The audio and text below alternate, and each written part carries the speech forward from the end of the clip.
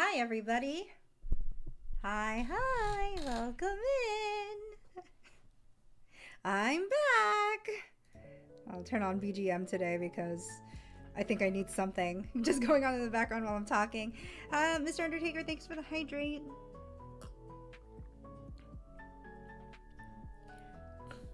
.1 Japanese. Wow, that's minuscule. It's something. It's there. Hey Andrew, welcome in. Kumo, welcome in. TZ, thanks for the resub. Alexander, Dreki, Mr. Undertaker, Mike, Critical, and Master Destroyers, welcome in. Glad you guys can join me on this little talk. I am back. Yes, I am tired, but I am back. Oh my gosh, it was like a whole journey to get back. Wow. Imagine traveling, being like a journey. Crazy. Now tell us everything. Okay, am I being held at gunpoint? Like what? But yes, I will tell you everything. As soon as I figure something out. Hold up. Which screen is this?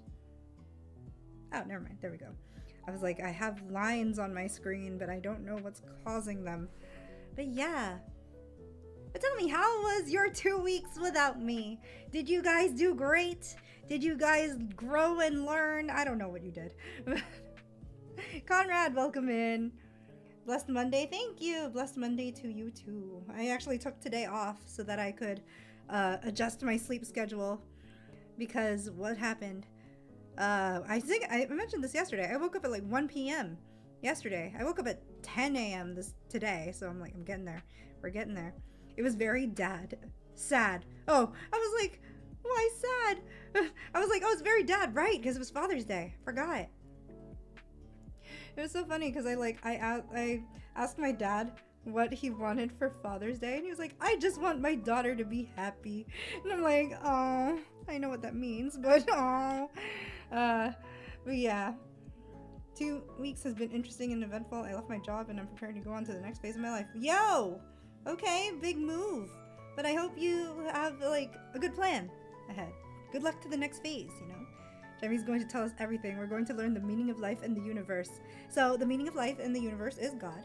but yes, 2 weeks have been very busy. Lots of new work. Oh, good. That's good. It's all set. Just gotta spend the next week prepping. Okay, nice. Also, Conrad, thanks for the 3 stream streak.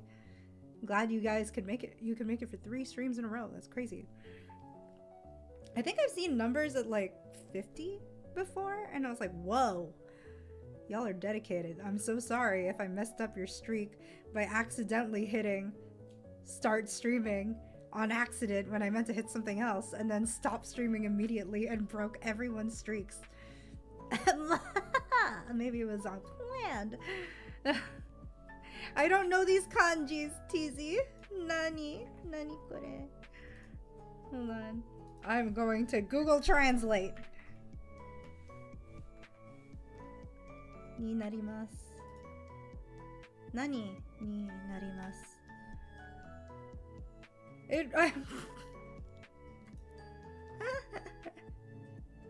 That doesn't help me. Benkyo. Wait, okay, hold on. Because, like, I literally copy and pasted it into Google, and then it answered me in Japanese. And I'm like, no, wait! I need to put it in translate. No. I learned a lot. Oh, benkyo ni narimasu. Nani ga benkyo shimashita ka? But yeah. So, okay, so I was gone for 2 weeks, basically. A week and a half-ish. I left on Tuesday, which originally I was supposed to leave on Wednesday, which is really funny. I changed my plans just a little bit because the beginning of it was just vacation for me anyway. So I will show you the reason why I decided to leave earlier. But yeah, so I left at like, I think my flight was at 6 in the morning. Oh my gosh. Ugh. Like, I think I've done that before actually. I don't know why leaving out of my airport we always have to leave super early. It's probably because it's a smaller airport and we need to make it to like the bigger hubs to make it on the big flights. But I think this is the second time that I've gotten a 6 a.m. flight.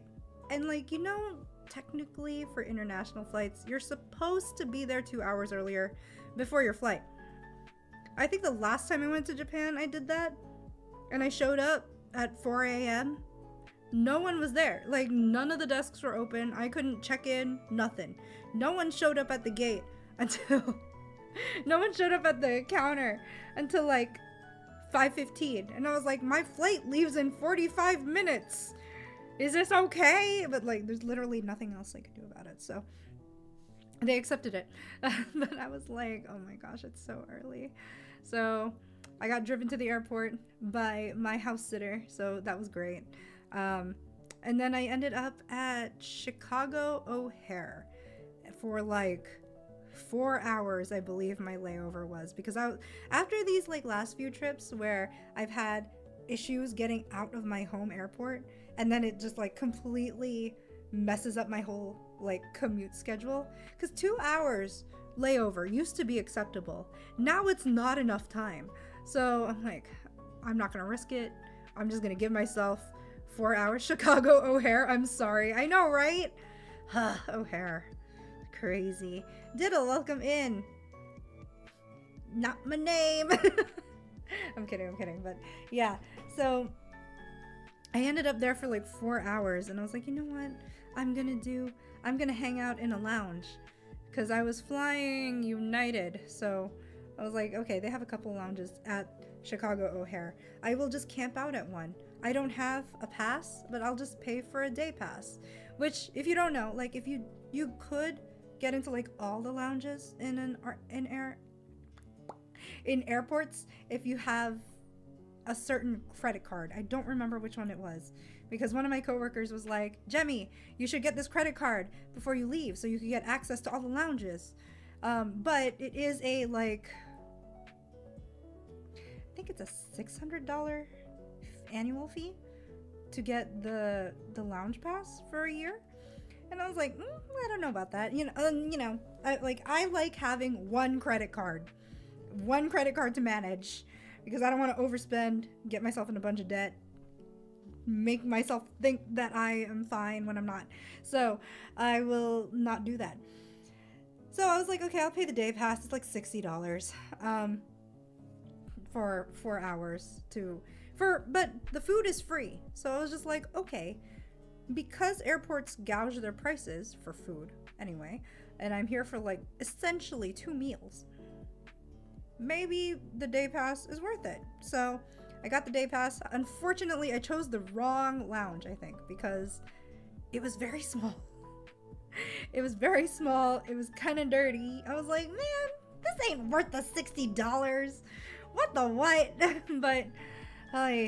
But there I also had to take work calls and stuff, so I was still technically working. I mean, travel is technically work, so that was fun, except work got some really not great news. So yeah, pray for me, guys, that I find another job or something, because it's not looking very good right now. Full-time streaming? Nah, that ain't gonna pay the bills, unfortunately.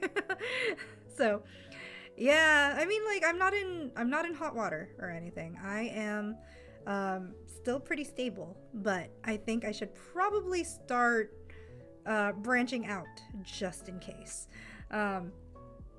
So yeah, you'll be in my thoughts for work. Thank you. I could use prayers there too. Please pray for us. Pray for all of us who need stable jobs. Do I just start a bakery? Do I just leave full-time corpo and just open my own thing? I've been wanting to do that, but I can't. I like my lifestyle too much right now. Go full-time VTubing? Oh my gosh. I wish I could go full-time VTubing if I had another income coming in. Unfortunately, I do not. Where is CEO Husbando? Then I could go full-time VTubing, probably. Diddle, thank you for the 3-stream streak. I'm sure Jumi Bear would help you. Who? Mira! Hello! How are you? So good to see you streaming. Yeah! I'm talking about our trip. I'm getting there. So, right now, my story is at Chicago O'Hare, which was fine. I mean, it just was a lot of waiting. And what happened? What happened? I'm trying to remember. I forgot to take any pictures of the lounge. But the lounge was also, since it was small, it was really crowded. Like, there was a lot of people. But I also chose the lounge that was like right across the street, right across the hall from my gate. Mr. Undertaker, thank you for the sub to Mira. I got here at a good time then. Yeah. So, I'm trying to remember. What else? Nothing really. I think I was trying to get on my flight, but then I kept seeing on the board, because I was trying to upgrade, right? I made a boo-boo. I made a mistake. So I was trying to upgrade my seat, because for longer flights, I'm like, okay, maybe the upcharge is kind of worth it. I have money. I'm not like in bad shape or anything. So I can afford to upgrade my seat to like premium economy. So I did it on the app, and I thought I selected a premium economy seat. I just selected a better economy seat and paid $100 for it. And I was like, this is the cheapest premium economy seat that I've ever bought. Because it's not premium. It's not premium plus. It was just front of the economy. Premium economy is a wild concept. Maybe it was premium economy actually, but I meant to get premium plus or premium cabin for more space, so that it's definitely more comfy for longer flights. I think it's worth it if you can afford it. So I made a mistake, but I did have a lot of leg room, but I was very confused because I was like, where do I put my stuff if there's no seat in front of me to put my bag under? So I was like, that's a different dilemma, but it was okay. So it worked out. I ended up sitting next to like another Asian lady, and I think she might have been Vietnamese or something. And I don't know if she really understood English. She couldn't really communicate. So because it's an Asian and an Asian sitting next to each other, of course the flight attendants were like, what is your aunt saying? And I'm like, I'm sorry, she's not related to me. I don't know what she's saying. So I was like, a little awkward, but I did my best. She did try to signal as much as she could. She was also doing her best. She was a very sweet lady. Let's see. So yeah, I think this was actually taken. I don't think this was taken. This might have been in Chicago, but yeah. Oh no, that's so awkward. Yeah, I think they felt a little awkward after I told them that. But I was like, do you just assume if two white people sit next to each other, do you just assume they're related? Same thing. But yeah. So that was just the case, which is okay. Looks too vibrant to be Chicago. Maybe it wasn't Chicago. This was on the way to Chicago, I think. Yeah, because I did not have a window seat on the way to Japan. So this was on the way to Chicago. And I think because it was so early, I had to wait until the end of the flight to get a picture out the window because it was so bright, people were trying to sleep, me included. I was like, I've slept for 3 hours at home because I was packing, and then I had to leave at 4 a.m. and I was trying to finish up some last minute project stuff, which didn't end up really getting done. It got done kind of, but that's okay. So yeah, this was my premium economy seat where you can see the premium area right there. So I was like so close and yet so far. But on the right side, if I had to go to the bathroom, I got access to the first class bathroom over here. So that's kind of nice. They did have what was it? They had sprays and lotions in there, and I was like, dang, business class is crazy, which I know it is crazy because I've done business class once, and I was like, man, Best experience ever. Jemmy always working on 3,000 projects. I would not be Jemmy without doing a butt ton of projects. So, yeah, so I was just like, yeah, where do I put my bag? So instead I brought I put my Switch and my water bottle there. What did you use for showing your photos? Because I actually have been trying to figure that out today. It took over 1,000 photos. Oh, dang. I'm just using, like, Windows Photo Viewer, really. Yeah, nothing complicated. So, yeah. Okay, so nothing really happened on the flight. I'm trying to remember if there was turbulence. There was a lot of turbulence coming back home because the typhoons were happening as I was leaving. So that was fun, but I'll talk about that later. But yeah, so so as soon as we landed, we parked, right? But it was one of those situations, I think this happened twice on this trip, where how do you unboarded? I left the plane, but we were parked like on the tarmac. Like, we didn't have a jetway, so they just like bussed us over to the terminal. And I was like, ha. Elaine, welcome in. Yeah. Oh, Elaine, I have your stuff, so I need to talk to you about getting that to you. How are you? I'm doing good. Just talking about Japan. Still recovering from jet lag. But yeah, so I guess this is just happening more often, where like the planes are parked more often, I guess, by the jetways. So, or maybe it was just me. I don't know, because this hasn't happened on any other trip before. But almost all the planes that I got on, I got off of on the tarmac and had to be bussed over to the terminal. Maybe it's just Haneda, but so there was I was trying to get to my Airbnb, because I stayed at an Airbnb this time. What's it called? In Shinjuku/Shibuya area. So took the train from Haneda. There's a lot of trains that go from Haneda. I did end up getting if you're going to Japan multiple times, and I should have done this time, but I just didn't want to figure it out. If you're planning to go to Japan like for work often, or if you're planning to go multiple times, just in general, I highly recommend you get the green like Suica card instead of the visitor's Suica card, because if you get the visitor's Suica card, it only lasts for 28 days. If you're planning to come back, you cannot use the same one. You have to go get a new one. But whatever money is left on that card just disappears. So you need to use it before you use it up before you leave, if you can. I should have gotten the green one. The benefit of getting the red Welcome Suica card is that you can reload it with a credit card and not just only with cash, because usually you can only load a prepaid card with cash. So I was waiting for the train here, got my Welcome Suica and got on the train, and there was like a big wall. This is a glass wall, right? And it literally said photo op, and I was like, oh, okay, I'm gonna take a picture then. So got a picture from there, and I just thought that was funny. This is while I was waiting for the train. I just got the IC card. Pretty sure it's permanent. Yeah.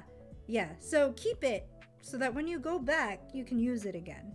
Especially because I know I've run into that problem before, where I had a Suica card, but then I lost it when I brought it back to the States. And I was gonna get sent back to Japan, actually around the time where they were like missing they couldn't produce any more Suica cards or IC cards, because like they ran out of the material for the chip. That's when all of the supply chain problems were happening. So they just couldn't make these chips anymore. And I was like, okay, I guess I won't have a Suica.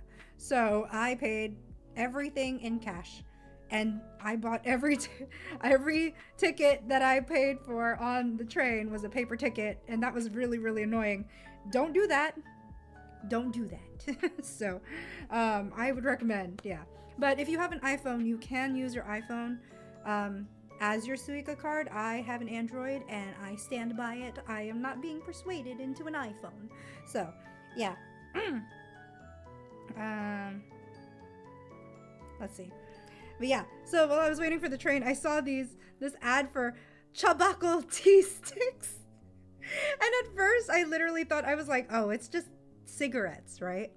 And then I looked at it closer. I was like, wait, no, this is tea. And I'm like, I'm so mad I didn't actually get any of these because, see, best gift I should have.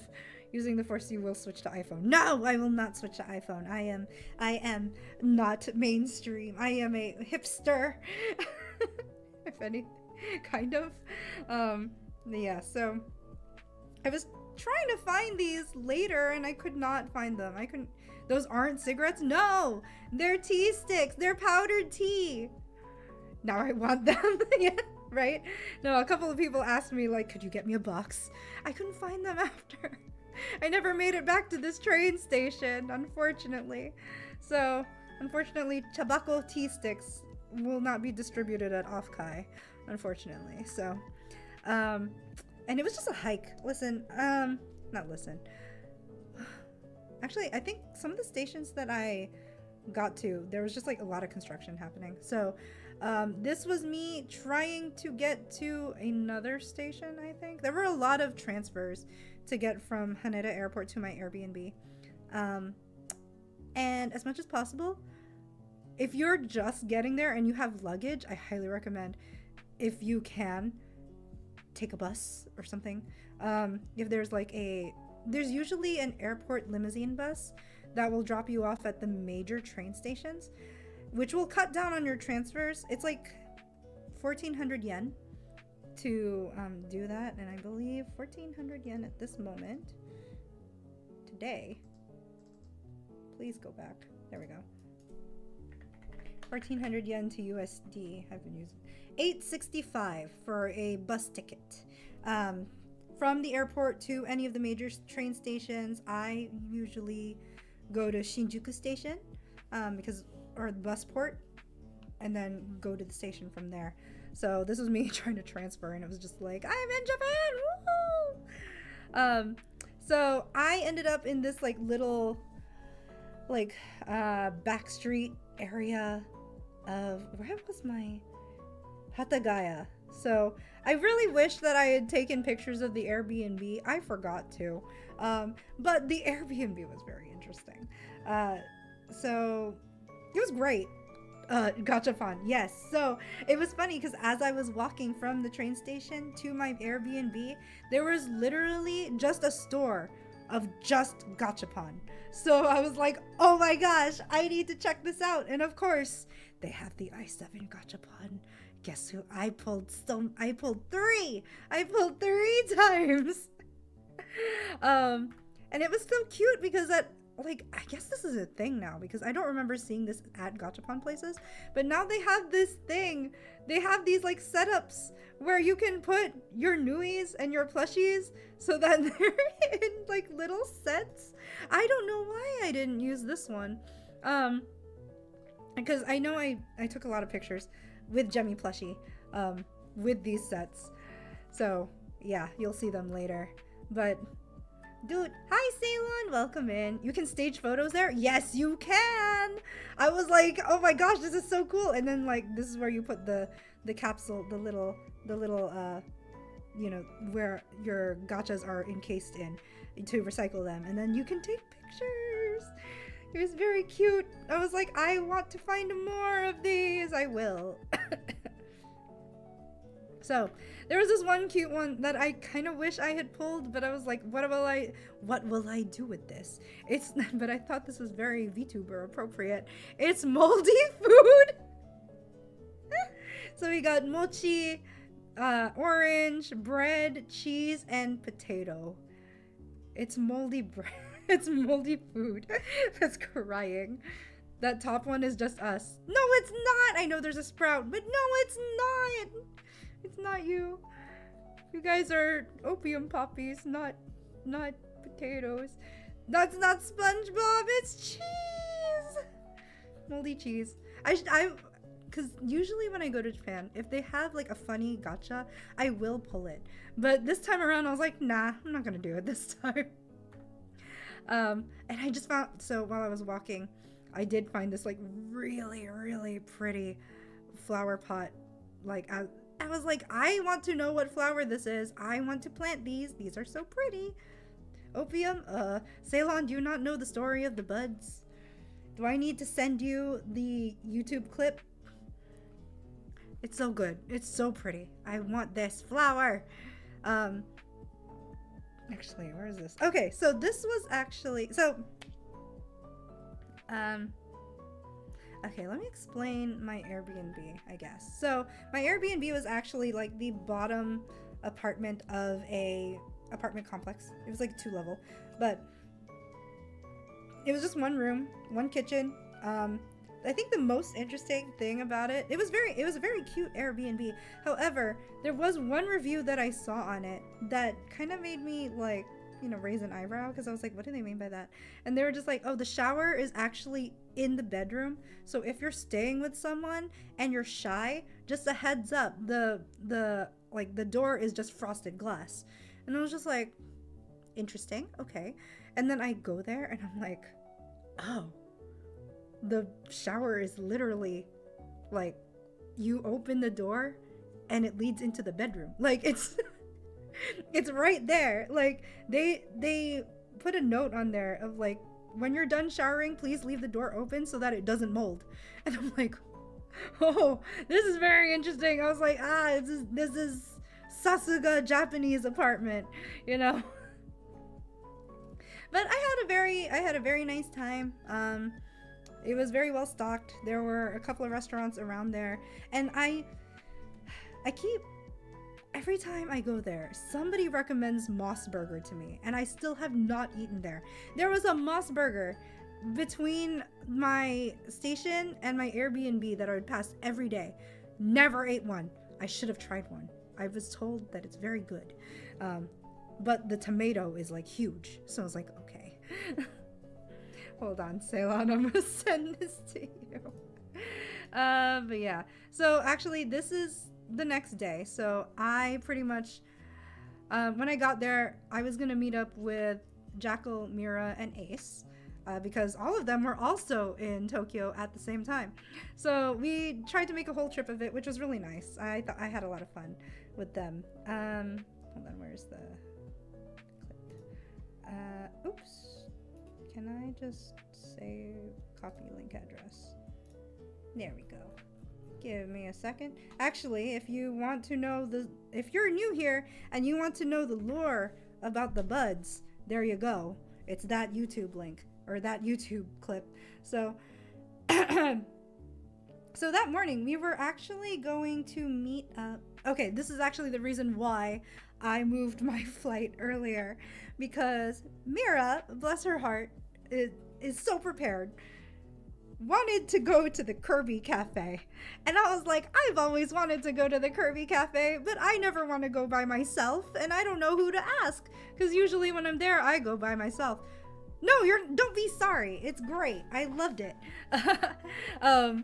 So she made the reservations for Wednesday. And I was like, Wednesday or Thursday? Thursday. But I was supposed to come in on Thursday because I was originally supposed to leave for Japan Wednesday. But if I left then, I would probably miss Kirby Cafe. So I was like, you know what? It's my own vacation at this point. I'm gonna leave a day earlier. So I did. I left on Tuesday, arrived on Wednesday, and then we went to the Kirby Cafe on Thursday. It was great. I loved it. Thank you, Mira. Thank you for getting all the reservations. You are a blessing. So, so this was me trying to get to,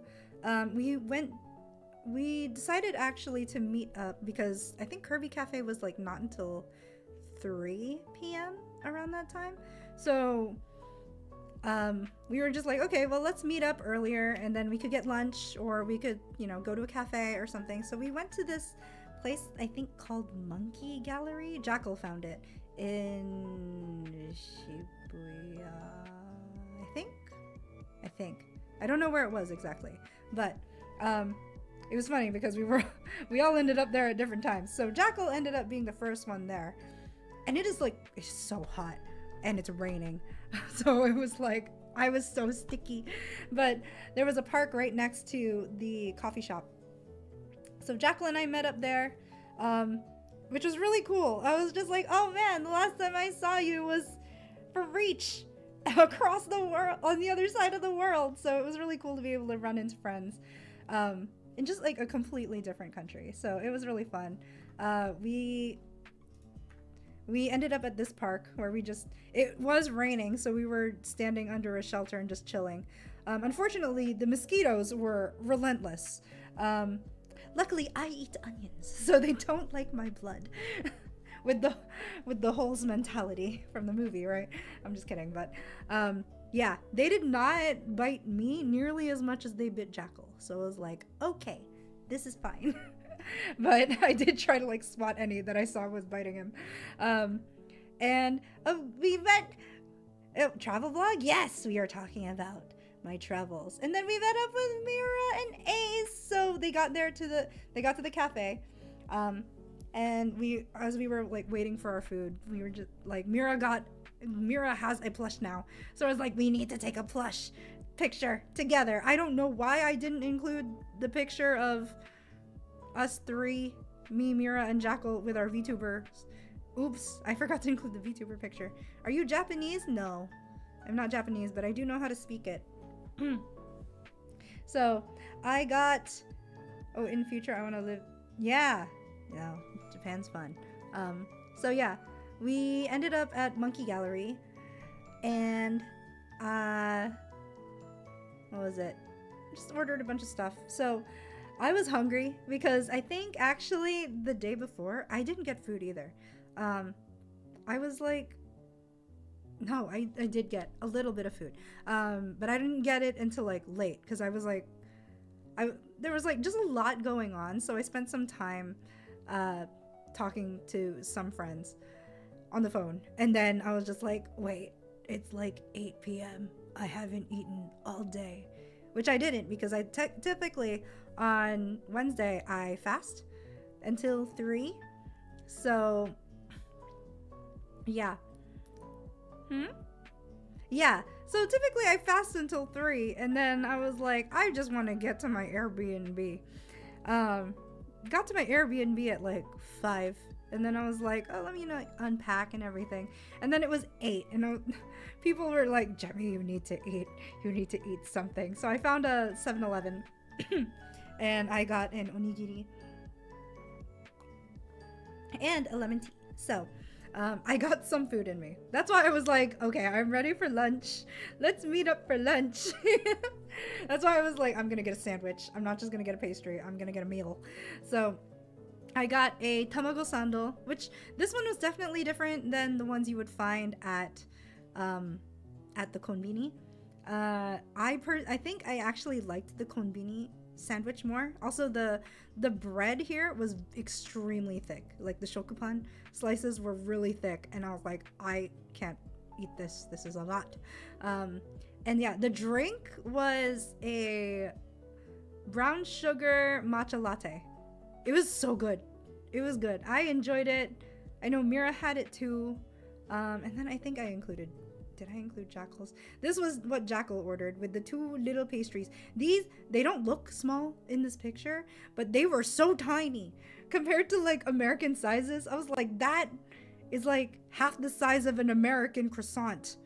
That's crazy. So we got a couple of sets, and then we just caught up. Jackal was talking to us about like some of the stuff that he was some of his experiences as a Japanese missionary. And if you are interested in Japanese missionary activities, I highly recommend that you follow Jackal ZVT.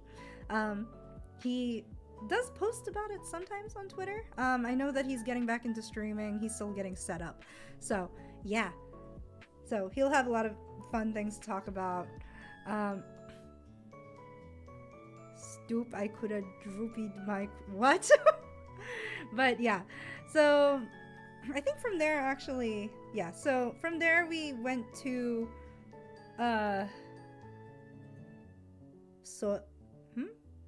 Tokyo Solamachi, which is right next to the Sky Tree. So that's also where the Kirby Cafe is, but it's a little mall. So we ended up Ubering there. Thank you, Ace, for that. Thank you, Ace and Mira, for that. That was so fun. And it was cool. Like, I think it was really cool that it was just, you know, we're all Christian VTubers, right? Just to have like conversations about like the state of Christianity in Japan, I guess. It's very interesting because like you left your umbrella in the Uber, right? I forgot, man. That was a cute umbrella too, wasn't it purple? But yeah, so it was cool to have those conversations because it's definitely, you know, we're pretty much preoccupied with obviously the persecution that's happening in the world for our Christian brethren and whatever is happening in our own home countries. But when it comes to Japan, it is very, very interesting because, you know, it is like 1% Christian. I think a few years ago it was 2% and now it's dropped to 1%. The state of Christianity in JP slowly looks at Evangelion. You know that's not the same, Ceylon. But yeah, so I'm trying to remember.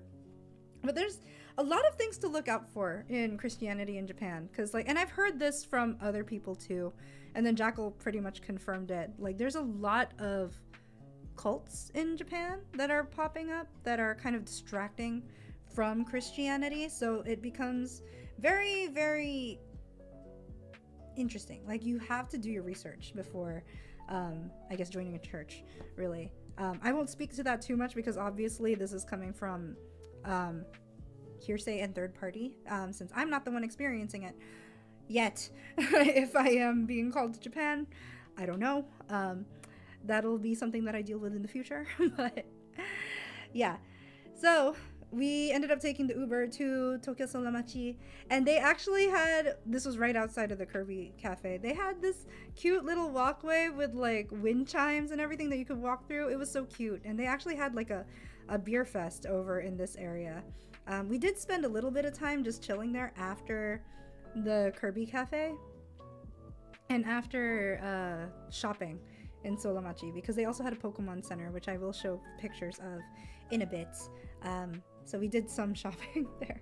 But while we were waiting for the Kirby Cafe, which you could see, the Kirby Cafe is like right here. So good, you could get a good view of the outside from there. Those cults run the risk given Christians in Japan are... Yep. That I'd love to see. The Kirby Cafe? Yeah. I definitely have lots of food pictures. But before that, we were just like, okay, well, it's like, what, an hour until our reservation? Let's just kill time in the mall. So, oh yeah, I forgot. We did get this one too. And if you could see, I mean, I'll show you what we got. But there were a lot of things here where you could also get like free souvenirs. So like if you got the hamburger plate, you could also get like the plate was actually included, so you could take that home with you. The car, yeah, actually, yeah, we did get this car. And I'll show you in a bit. I ended up getting a souvenir from here. I don't think I actually got a picture of Ace's drink, which was insane. Look at this. It's like a whole chemistry set to make a soda, which is so cute, and they walk you through how to make it. I didn't get any pictures of it, so I'll just talk about it now. But they literally, I think they gave you like a scroll and it had directions on like what goes first, what goes in where. And Mira, remind me, I don't remember what flavor the soda was. Do you remember? Yeah, thematic food is fantastic. Usually the collab cafes, the food is not that great. Like, you're there not for the food. You're there for the collab and for the novelty of it. But the Kirby Cafe actually has very good food, and it's known for that. Which is good because it's Kirby, and Kirby eats everything, and I feel like that would be the most appropriate thing for it to be. So, Yeah. So inside the mall, there was also a Sanrio store, and I saw this Hello Kitty, and I was like, this is very Gemmie core. I kind of want it. I did not get it though. But we did find a kanzashi store. So if you don't know what kanzashi is, it's like the hair stick, like the decorative one that you'll see girls wear to put their hair up when they're wearing like kimonos or yukatas, or just, you know, putting their hair up. Okay, Poosh, thank you for the 5-stream streak. But yes, so they actually, because I could never figure out how to wear a hair stick. I have tried, and I've bought several hair sticks online because I was like, oh, it's so cute. I want it. I want to learn how to use it. Except I don't know how to put it in. So they actually walked me through it on how to put the kanzashi in my hair. And it was funny because they also had like some really cool, unique ones. So this one was scissors. I didn't get that one. I only got pretty ones. And then they had like a steampunk one with gears. Yeah, I only got the really like girly ornamental ones. Step 1, put the stick in the hair. Step 3, hair bun. I don't know how to hair bun. That's the problem. Also, believers and gamers, welcome in. But it was really cute because like one of the ladies that was helping me out, and she's actually the one who taught me how to put it in my hair. She picked out a pink one, and I actually had like Gemmie plushie hanging from my purse, and I forgot she was there. And the lady was like, oh, like, here, let's put this pink one in your hair, and it matches your plushie. And I was just like, but she says this in Japanese, right? So I'm like, I don't think I heard her right, because she said like nuigurumi, and I was like, what about a nuigurumi? And then eventually later I realized that she was talking about my Gemmie plushie. And she was just like, oh, it's so cute, like, where is it from? And I was just like, you know what, I'm never gonna see these people again. They're probably never gonna look me up anyway. And I was like, oh, VTuber this. Like, I said that the plushie was a VTuber. And they were like trying to figure out which VTuber it was because they were thinking it was a JP VTuber. And I was like, oh, no, it's a American VTuber. So they're never gonna find me. So I'm just like, okay, this is fine. But they thought it was really cute. I was like, yay, I will be a nerdy. I will be a weeb. It's fine. I'm a tourist. Obviously, I have a plushie and you're just hiding in plain sight. No, for real. So yeah, so I think Jackal and I ended up walking around, and then Mira and Ace were walking around because Mira bought kanzashi before I did. And they were having a problem with some of my kanzashi because they did try to put one in my hair. Like, they asked me when I bought it if I wanted to leave with one in my hair. And I was like, yeah, like, I love that. So they were trying to put it in my hair, but they broke it twice. They broke it twice. So they gave me replacement ones, but they had to go run back and get 2 new ones. And I was like, oh, uh-oh. But I didn't really know what was happening because I couldn't see what was going on behind me. But Jackal was waiting for me, and he was like, yeah, I don't know about the quality because it broke twice. And I was like, what? Oh no. Oops. So, yeah, good luck to me when I use that one on myself. Hopefully I don't break it. One of them already did break. I have to fix it, but I think I can just fix it with like some wire tools, so not a big deal. But we ended up walking around, and we found this one store that just had the most randomest things. I just found this really funny, actually. This is the kind of thing that I would get, honestly, the whimsical kind of interior, because this is a tissue box. And I was like, oh, it turns into a skirt. That's really cute. Like, the tissue box that I have at work, it's actually like a plastic house. And it covers the tissue box, and then the tissue comes out of the chimney. So it looks like the smoke coming out of the chimney. So yeah, I like that kind of stuff. So, okay, we are at the Kirby Cafe. So inside the Kirby Cafe is the tree in the center. We were not sitting at a tree because we had 4 people, so we sat at an actual table. And okay, tell me why the 3 Christian VTubers found the menu, and we were just like, we just lost it at this. was like, we are so mature and holy and sanctified. So, yeah. So we ordered that because of course we did. So we did get the Waddle Dee's fried balls. And they were like potato donuts, I believe. And you could dip them into either syrup or like it was kind of like a salty shichimi, but not too spicy. It was pretty tasty though. Yeah, it was. I actually really liked this dish. Terrible. Take my money. Yep. So got a picture with the tree. And so yeah, we got the Waddle Dee's fried balls. So yeah, they are potato, like potato mochi kind of thing. So you could dip it in the savory or the sweet, and it worked with both. But the whole plate was just super cute. They actually sold this plate in the gift store after you're like done with the Kirby Cafe. So you could buy this and put like deviled eggs in them or something. So I was very tempted to get it. I did not. And so yes, we did. Ace got the car. So here is the car, which now that I'm looking at it, I'm like, I did see him eating these, and I was like surprised that there was roast beef in there, but I was like, dang, how was he not full after this? This is so much food, but it was yummy, right? I believe. I ought to try my hand at making some more Japanese snacks. Made some onigiri, but not much else. Ooh, onigiri's good.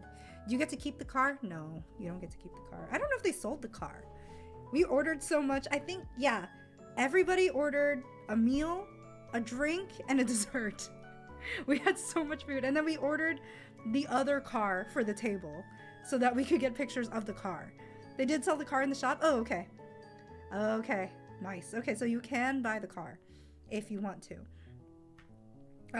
So I ordered, I think, a hot chocolate, essentially. There were 2 flavors for this one, and I forgot what the other one. I think it was just vanilla and then chocolate. But the cute little Kirby marshmallow was so cute. I ate it in one bite. I think once I got down to the end, but oh my gosh, I had so much chocolate during this meal because I forgot. I got that chocolate, and then my dessert was also chocolate. But you could get this iced or hot, and because it was a hot day, I was like, I'm getting this iced. And I believe for every drink, you also got like the gacha coasters. So I think there were like 7 coasters that you could get. So with each person's drink, we flipped it over and saw what we got. We each got a different one. And actually, like, the table next to us was it was a family of 4. And it was like 2 young children and their parents. And they weren't really into the coasters, and they were just like, we saw that that you really like the coasters. You could have ours. And I was like, oh, okay, thanks. And they were really cute. Unfortunately, like, it's coasters, but like you kind of don't want to use them because then you damage them, and then they get wet, and then they deform. So I did not use my coaster. I don't think any of us used our coasters actually as a coaster.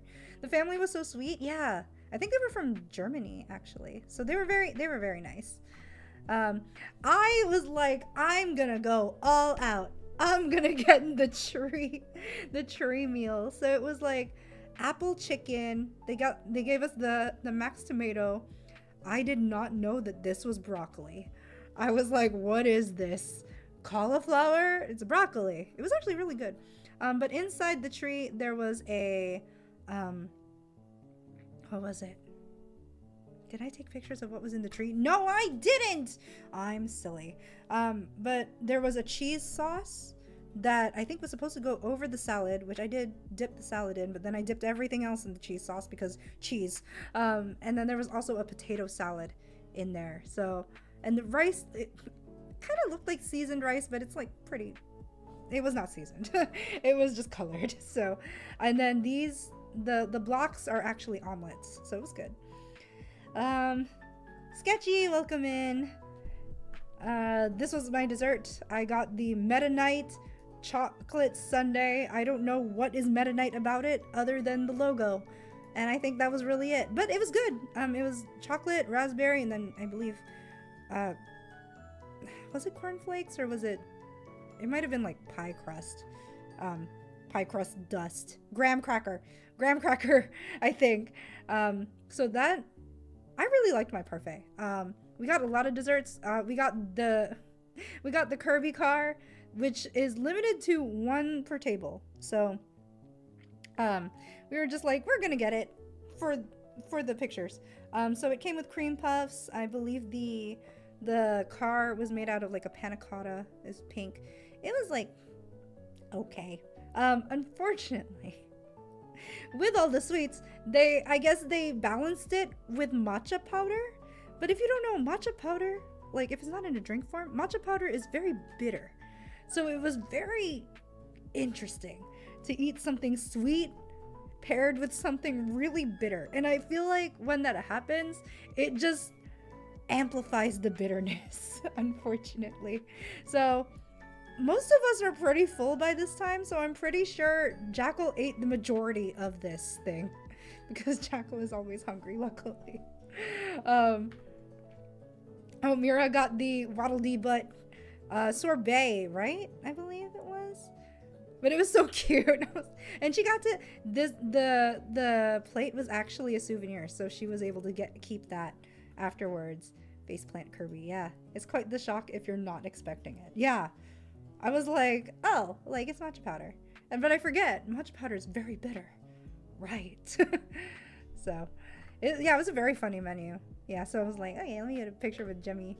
So, I think I was made to eat the face because everybody was like, I don't want to hurt the car. And I think as I scooped this, somebody was screaming for Kirby. So I was like, fine, I'll eat the face. I'll do it. If no one else will do it, I will demolish this fellow pink in a way. Oh, I forgot about that. Okay, so we went to the Pokemon Center. They were actually doing this thing. I'm not really sure what it was supposed to be for. I think it was for the anniversary, actually. But you were like able to write a note to your Pokemon, like to your favorite Pokemon, and just put it in this capsule. So we just did that. Kirby does not know what true suffering tastes like. I guess not, yeah. I got a picture of this Graveler bag because I feel like this is the happiest Graveler I've ever seen. I was like, usually Graveler, when I see it, is just so angry. Or it's just like, meh. And now I'm just like, oh, it's happy. That's so cute. So I got a picture of it. I wasn't going to get a picture of this until Mira called it the Among Us Pikachu. Because it's Among Us shaped. I'm like, why is this Among Us shaped? Why? Bro looks like he's having the time of his life. Yeah.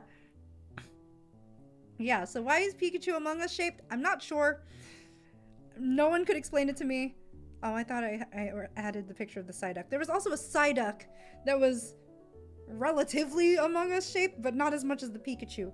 And then I was like, I kind of want to get the sleeping Pokemon, but I didn't. So we finished up at the Pokemon Center and shopping. And so you can see Skytree right here. So the second time at Skytree now. We decided to just chill at the beer garden. So that drink is not mine. That is Jackal's. I cannot drink. So, but that was a very, very large cup of beer. You went to Japan? Yes, I did. So it was a very large cup of beer. Jemmy plush for the size reference. I was just like, I don't know how you can drink all this, but I don't drink. So I'm just like, okay. Oh yeah. And I took a video of just like walking through the wind chime pergola thing. Can't wait to go there to evangelize one day. Yeah, be prepared. It is a lot harder than what people think you would do in Japan as a missionary. And if you are planning to be a missionary, just a heads up. Because you are going to be moving, you're going to be doing work to expand God's kingdom, right? There's going to be a lot of spiritual warfare coming at you. So if you go do mission work, you better be prepared. You better be ready for spiritual attacks, for mental attacks, for physical attacks. Just be ready. I definitely want to go there to do missions work. Yeah, just be ready. Just prepare. Do your research. know what you need to do as a missionary, I'd highly recommend getting in touch with the church there just so you can prepare and know what the expectations are in the country as a Christian, and how to what is the best way to evangelize there, because things work differently in different places, right? It's not cookie cutter for everywhere. What works in America is probably not going to be as receptive as it is in Asia. Let's see. Yeah. So, oh. Okay. So there was a Tonghulu place in Solamachi, and I believe Mira and Ace found it first. And I had mentioned I'd never tried Tonghulu. Like, I'm not into strawberries, and they typically have mostly strawberries. So I was just like, okay. I'd meant to try it. So I think Ace came back, went to the bathroom and then came back with 4 Tonghulus. I'm so sorry to quit force that, y'all, when we had already eaten so much. It's fine. Wait, okay. Is it okay to call him Quinn or is it Ace? But yes. But yeah. So, I discovered Tonghulu is a little too sweet for me. So I don't think I can eat it anymore. Quinn is fine. Ace is also fine. He doesn't care. Okay. Sounds good. So yeah, I think I ate half of mine and then I gave the rest to Mira. Thank you for helping me. It was so much sugar. I was like, I can't anymore. I am so full. So, yes. Okay, so you must be wondering why I have a picture of Love in Deep Space on here. Unfortunately, I should have taken videos or something. At least of the screen. So we decided after we were done at the beer garden, Mira and Quinn had not experienced a karaoke or like a Japanese karaoke place where you have your own booths and you don't have to sing in front of strangers, right? So I was just like, oh, let's go karaokeing, right? So there was a karaoke place near Solamachi, so we walked over there and we get in our booth and the first thing that's on the screen is Love in Deep Space. And I was like, why is this here? But okay. So I was like, cool ad. Great.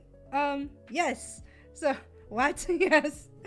So I didn't get any videos of us singing, but we had a very fun time. At first we were only going to do an hour, but then I'm so glad Mira, Quinn, and Jackal had a fun time, because I was like, I love doing karaoke. So we actually extended our hour to like an hour and a half, and we just had the best time. Yeah. Oh, so I actually bought this this bath toy for my nephew. For nephew Bud. It's a bath toy, and like you could spray water from here. I was like, that's so cute. My sister was like, you don't have to get us anything. But then I was like, I want to get him this one, please. So I got it. I hope he enjoyed it. I hope he enjoys it. I hope so too. I haven't given it to him yet because I haven't seen my sister yet. But I probably will be seeing her sometime this week. This week or next week.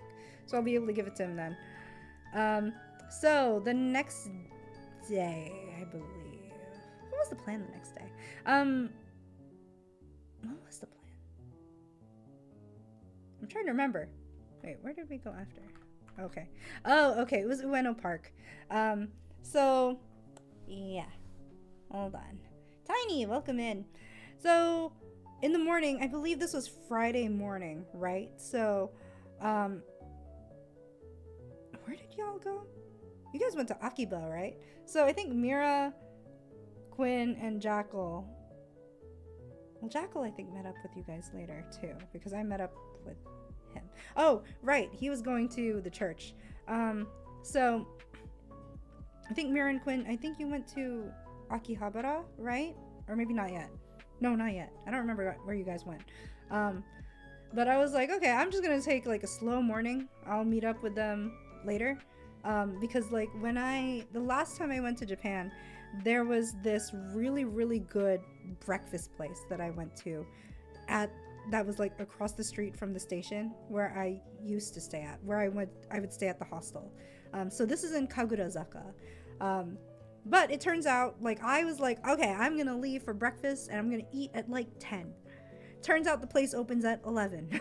So I got there really early and I was like, oh, okay, well, they had actually, like, there are steps leading up to the place, to the food place, but they had, like, roped it off. And I was like, I feel like I can't, like, sit on the steps. I feel like that just doesn't work here. So there was a Family Mart across the street, and I was like, okay, I'll just, like, chill at the Family Mart. And I'm hungry, so I'm gonna get something. So I got a famichiki, and if you don't know Family Mart chicken, please, if you're in Japan, get a Family Mart chicken. It is so good. Famichiki is very, very tasty. And, like, so when you get it like this, in this wrapper, this dotted line is where you rip it open so that you can still have, like, this part to hold your chicken, and then the chicken is, like, all the way up here. So it's very, very good packaging. It's good. It's a good way to consume it. Oh, did you open the tape? Yeah, no, you're supposed to rip it off here, but that's fine. I mean, now you know. For next time you're in Japan. Also, Happy, that's who I meant to say hi to. Hello, Happy, welcome in. Gotta run. Okay, bye, Diddle, have a good one. I just took the tape off and slid it up. I'm sure most people do that, especially foreigners. But yeah, so I got a lemon tea and a famichiki, and this Family Mart was a 2-story one, so there was an eating area upstairs. So I just hung out there for a good hour until the Akomeya opened up, which is the place that I ate breakfast at. So this is the view from the front door of Akomeya. So if you, like, zoom in, you can see Kagurazaka Station. It's literally across the street. I highly recommend it if you're able to go, because the inside is really cool. It's like a I wouldn't say it's like an IKEA, but it's like a boutique food, like specialty food place, but then they also have an eating area, and the breakfast, oh my gosh, so good. There is, like, a set breakfast, so I got 2 sets. One was the genmaicha tea set. So genmaicha is like roasted brown rice green tea, and it's probably my favorite tea, probably my favorite green tea ever. And, like, I think I've mentioned this before on a previous trip. I went the whole trip ordering mugicha the whole time because I love mugicha also, which is barley tea. However, on my last day in Japan, I went to a ochazuke place and I tried to order mugicha, and they're like, oh, we don't have mugicha. So they gave me a list of other teas, so I just was like, yeah, okay, this one. And it was genmaicha, and I tried it, and I was like, I went this whole trip not trying it. This is my favorite tea of the trip. Like, I can't get this anymore. So I saw they had genmaicha on the menu, so I was like, I am going to drink that. So this was actually the breakfast set that I got. So it was so yummy. So this was like a maguro, so it's like minced tuna with, I think, bonito flakes, shiso leaves. This was a roasted vegetables with a sweet sauce, and then I believe this was crab croquette. No, this was scallops, I think. Yeah, it was scallops. It was fried scallops. I got miso soup, pickled vegetables, chawan mushi. If you don't know what chawan mushi is, it's steamed egg custard. It's so good. I love it. It's very smooth. Cucumbers and rice, obviously. And I think Akomeya, if you go there, they have their own special rice, because this was the best plain rice I've ever had. It was so fluffy. I really liked it. And they were selling like little cases of it too. I really should have just brought one with me. I should have bought one. But it was also like $10. Not even kidding. For literally this bowl size of rice. But it was so yummy. I was like, I saved this for a special occasion, you know. Sorry. Bumped my mic. So afterwards, I met up with Jackal. I didn't take any pictures of the church, but the church that I ended up going to was Awakening Church. So if you go to Tokyo, they are a pretty foreigner-friendly church. They're also I think they're opening a location in Shibuya, like by Shibuya Crossing, which is amazing. So it was very friendly. They have a cafe up there, so we spent some time up there just talking and just trading stories as Christian missionaries. So we ended up going to Ueno Park and meeting Mira and Quinn there. So there was just a lot there. I took this picture, I think, mainly to show Mira where we were, because we spent a lot of time trying to find each other. It took a very long time until we ended up by these Starbucks. I hope I can maybe go there if we go again. Yeah. Well, if by chance we are there at the same time, I'll take you, right? But yeah, so it was cool because the coffee shop, because it's run by the church, it's like a good place to like bring your friends, like if they are not believers. Like all of the staff is trained to share the gospel properly there. So I was just like, oh, that's nice. That's a nice resource, actually. So I think this was the museum at Ueno Park, and then so from Ueno Park we ended up going to Akihabara. I mostly for like, yeah, Quinn, Mira, and Jackal spent the most time there. I was pretty tired, so I just went home pretty much. But we went when we got to Akiba Station, of course there's like a bunch of gachapons on the wall, so I took a picture of these because I was just like, it's Mr. Popo from Dragon Ball Z. It's not, but it looks like him. And then Mira pulled this one for me, and I was just like, aw, it's Sully. So I actually have like a big giant Sully here at the house now. I say giant, but like this was a pretty hefty like key charm, or like charm. So I was like, I don't know where I'm gonna put this, but Sully's gonna be displayed somewhere, you know? And then one of us, there was a SpongeBob there was a SpongeBob gachapon that had this Patrick and SpongeBob. And of course the one that we as a group were like, please get this one, was the Patrick one, and we got the Patrick one. Yo, I was like, that's so good. I'm so glad we got this one. Yeah, so I was leaving from Akiba Station, so oh wait, no, we split up here because I got off to transfer at Akiba. Oh, an Eskimo, thank you for the hydrate. So I got off at this, and I was just like, oh, Bito. So, I think this is actually the view from one of the train stations that I had to transfer from. But I was like, man, like, I know the commute is, like, awful in Japan, right? But I'm like, you know, it's kind of nice that at least you can be by the water instead of just always on the road, you know? So that was kind of nice. Like, I think I took this on while I was going up an escalator. And so when I got home, I was like, okay, I'm gonna rest, but I should probably like go eat dinner because I didn't eat lunch. I ate breakfast. So what do I do? And like the whole time, as soon as I got off the plane, when I arrived in Tokyo, I was like, I want yakisoba. I want yakisoba so bad. So, and like I knew around where my Airbnb was, there were a lot of restaurants that I just wasn't seeing because I didn't really get to explore around my area very much because it was just so hot. I was like, I just want to cool down. I just want to chill and rest. So I forced myself out that day, and I was like, let me find a place that has yakisoba. So I found a place that was rated pretty high on Google. I believe its name was Takuto.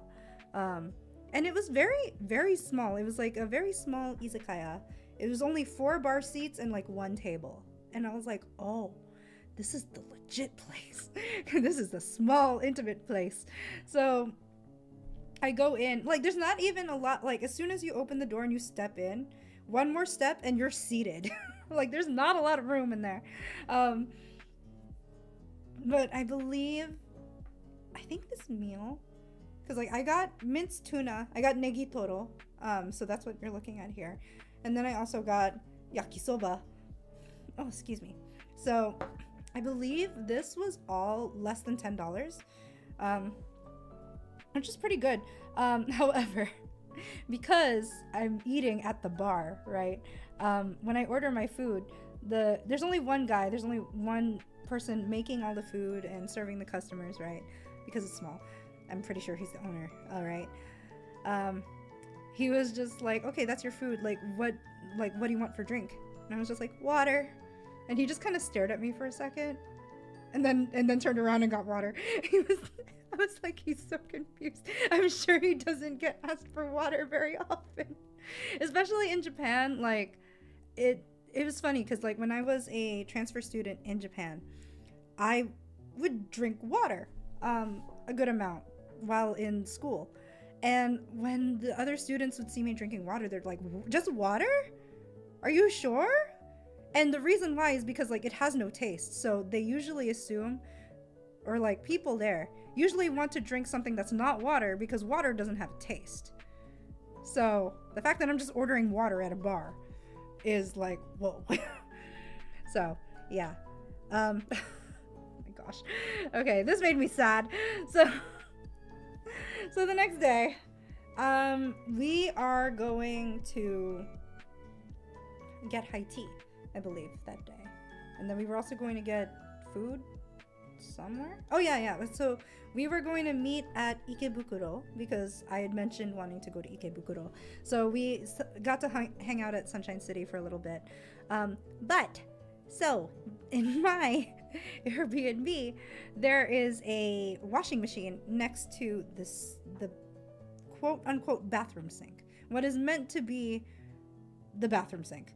And so I had my night bag sitting on the washer, and I accidentally knock it over so it falls behind the washing machine, and it unfortunately lands upside down. My bag is open. Everything in my bag fell out. And unfortunately, it was very, very hard to reach behind the washing machine. I had to move the entire washing machine to get my bag out and all of that stuff out. Most of that stuff just went in the trash because I was like, that looks so dirty. I cannot. No. And luckily, most of these are samples that I like collected from other hotels so that I could use at later times. So I'm just like, okay, not a big deal. I can just throw them out. But I was still like, how do I reach this? How do I get these? Because I was trying my best.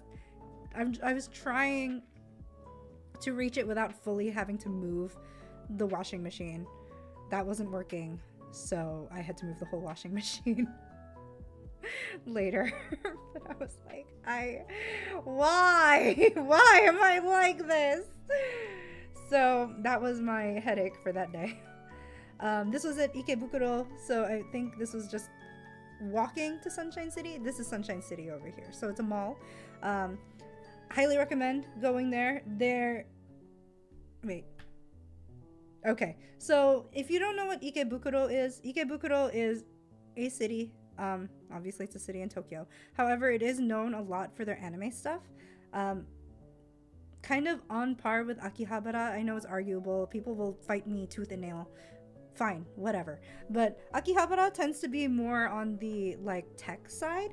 So if you're looking for like cool tech, if you're looking for figurines, Akihabara is a good place for it. If you're looking for more niche stuff, and if you like otome stuff, Ikebukuro I think is the better place for it, because Ikebukuro is also known to have otome road, which it's not all otome stuff. So if you don't know what otome is, it's like girl dating sim, or dating sims for girls. So they have a lot of K-books there, and K-books is actually like a secondhand store, like chain, where you could buy secondhand anime merch from there, kind of like Lashinban. Lashinban is also another one. But for the K-books that were in Ikebukuro, I think there's like 9 K-books in Ikebukuro, and each one has its own theme. Like one of them is just for games, one of them is just for mainstream anime, one of them is just for otome games, one of them is just for dressing up your plushies. So yeah, Oh yeah, I personally found Akihabara super overrated and wouldn't go again, but the Final Fantasy Cafe and Super Potato were awesome there, so I would go back for those two places. Absolutely, yeah. Yeah, that's what I've been hearing more. I think the bigger that Akihabara has gotten, it's gotten more catered towards like foreigners. Um, but yeah, yeah. The Final Fantasy Cafe and Super Potato I've heard were really good. I think Super Potato, correct me if I'm wrong, Mira, because I'm trying to remember what you guys told me. I guess it was like a secondhand retro game store, right? Which kind of makes sense. Super Potato console, in a way. Kind of like a hidden hole in the wall retro game store. Okay, yeah, yeah. So, yeah. So, would recommend those places for Akiba.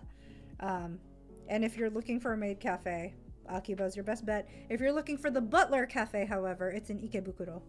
Probably wouldn't have found it without Jackal there. That's so fair. Jackal was our tour guide for like the majority of it. Yeah, so, oh yeah, also, in Ikebukuro, they have Chikawa Park, which I guess you can like go in and you can take pictures with like Chikawa, like statues and stuff and sets.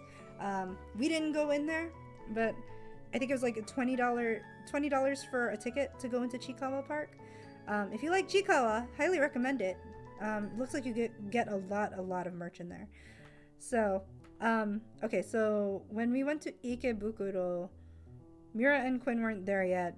Jackal made it there first. Jackal tends to just get there first in all cases, because he knows how much time it takes to get to places. So, I found him at the bookstore. I found him at the bookstore, and he immediately was like, Jemmy, look at this. And it was survival Japanese with Sonic the Hedgehog. It was like how to learn Japanese with Sonic, right? And this is the sample. But he immediately like opens it up to a page and he was like, look at this. This is how you could learn. This is how you could learn Japanese. This is a chili dog. これはチリドグです. This is not a chili dog. これはチリドグではありません. Is this a chili dog? これはチリドグですか? I was like, why? Very important phrases. Exactly. Yeah, so he bought it. I was like, good. One of us had to buy it. I feel like leaving this store without one of us having bought the Sonic Survival Japanese guide would have been a crime. So I'm glad. So if you go and you need to learn Japanese that's easy for beginners, recommend Survival Japanese with Sonic the Hedgehog. Actually, I think one of the things that he told me was all the illustrations that were in the book were like special and new illustrations specifically for that book. So if you're looking for Sonic art, if you're a big Sonic fan, that is something to get. That would be cool. One of my brothers got an Old New Testament Bible for his birthday. I found out that it was printed in both Japanese and English during the war period in Japan. Whoa! During the war period in Japan, that is an old Bible? How did your brother get that? Isn't that like a relic? Why does he have it? Okay, so this one, so we were originally going to Sunshine City for the Pokemon Center because their Pokemon Center is probably the biggest one that I've ever seen, out of the ones that I've seen. Granted, I've only been to like 3 Pokemon Centers in Tokyo. I believe I've been to Shibuya, Solamachi, and Ikebukuro. Unfortunately, if you heard about the stabbings at the Pokemon Center a few weeks ago, over a month ago, it happened at Ikebukuro Sunshine City, so I thought that it would have been opened again, but I don't know if they have any plans to reopen it since that happened, but it's still closed. So if you are planning to go to Ikebukuro Sunshine City for the Pokemon Center, check to make sure that it's open, because I'm not sure if it will be. I don't think they've talked about any plans of reopening it, which I don't know what they're going to do with it then. I think it opens again in September. Oh, okay. I didn't look. I know I I was going off of what you had told me about it being closed. I think Jackal was the one who told me he didn't know when it was going to open up again. So, okay. Okay, so let me turn off my BGM because this is really cool because Ikebukuro Sunshine City does have a performance stage there. So they do have like special events there sometimes. I know they had an I7 event there at one point that I was not there for, but when we were waiting for Mira and Quinn, we could like Jackal and I could just hear music, and we were like, oh, let's go see what the music is about. And we are on like the second floor, third floor, and we look down, and it's an idol group. I was like, what? So I was like, I get to see a boy idol performance while I'm here? IRL? So that's the group.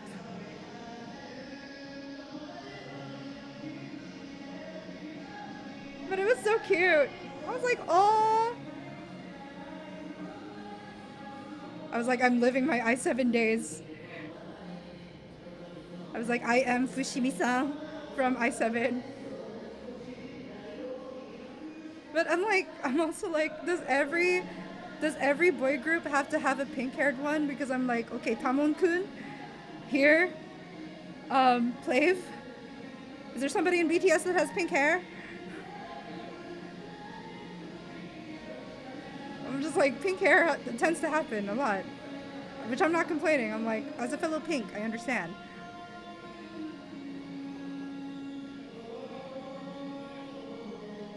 Yeah. So they actually had like a good crowd down here.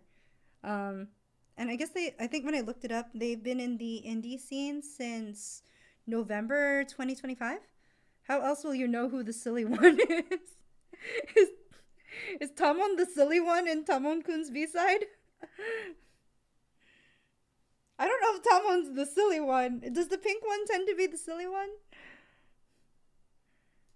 But yeah, so then they wear pink to show support for beating breast cancer to a pulp. Yeah, let's go. Mm-hmm. Yes. Yes. So because this was lunchtime and like none of us had eaten, we're like, we are hungry. Let's find something to eat. And the whole like top floor of Sunshine City is all restaurants. So would highly recommend going up there and walking around. I think we actually decided on a place via the like the directory, but when I kind of like walked around to see what else was there while we were waiting for the tonkatsu restaurant, there were a lot of places that had a lot of different things. So I don't regret where we ate because where we ate was also very good. But it's like I know people were. I think Mira, you wanted unagi. You wanted an unagi bowl, right? I did find a place that had it, and I was like, well, we're already waiting for this place, so okay. So we got the tonkatsu bowls, which is it was so good. I'm trying to remember like what else. Oh, okay. I got some unagi later. It was so tasty. Okay, good. I'm glad you got some. I got it on our last day. Good. Okay. I'm glad you did because I was just like, oh man. Because I also wanted an unagi bowl, but I didn't get one. But I go to Japan often, like relatively often. So I'm just like, it's okay. I'll come back and I'll get it. And I will get Moss Burger next time too. Okay.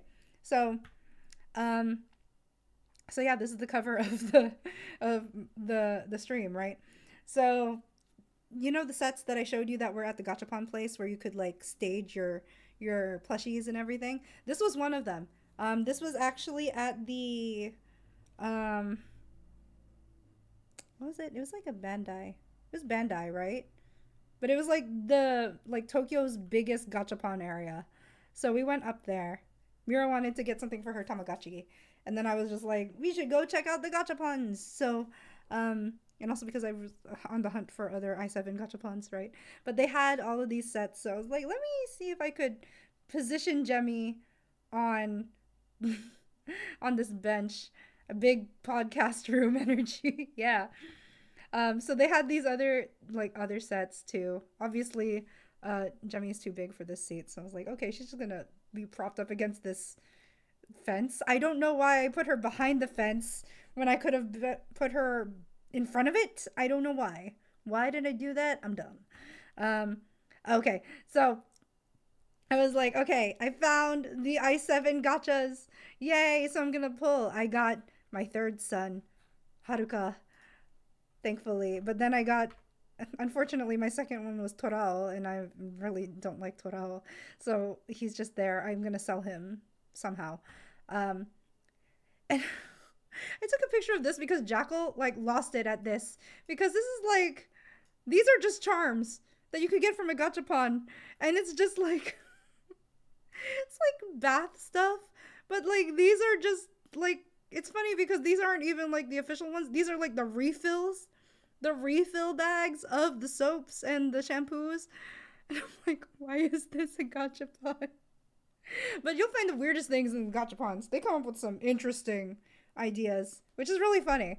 I think the last time I went there, there was like a toilet paper based one. So they made cute toilet papers. I think I did. No, I didn't pull one. I was thinking about pulling one for the funnies, but I didn't. There was one for Namja Town. If you don't know Namja Town, it's like a kind of like a theme park that's in Sunshine City where it's all cats. And they do collabs with other animes very often. So I think annually they actually do one with i7. And I think the last time I was there, it was actually at the time when they were doing an i7 collab. So there are food stands in there and everything, and usually each one will have like a dish that's based on a character, and then you will get special goods along with that. I think there were bromides there when I went to the i7 one, so I went to all the places that had my favorite boys, got their food so that I could get the bromides. But yeah, but then they always dress all the characters up in cats. In cats, they wear cat outfits.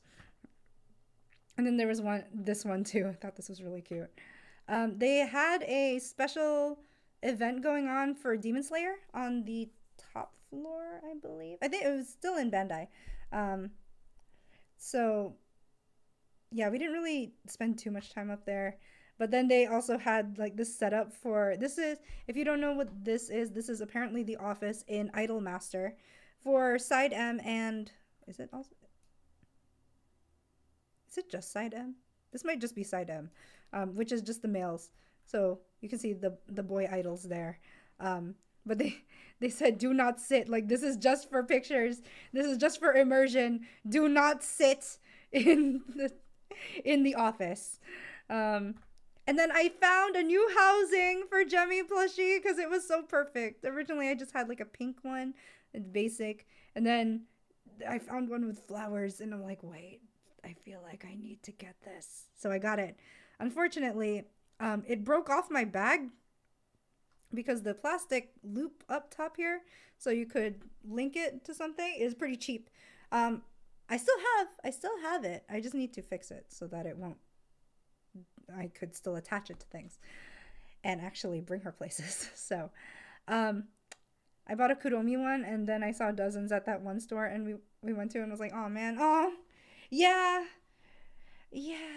unfortunately there's yeah, there's a lot of options. Mal, yes, okay, so I have a story, but Mira might be able to tell the story better because I wasn't there for it. I only heard about this through Jackal because when we were walking around, they were telling me about how Quinn really wanted to do crane games.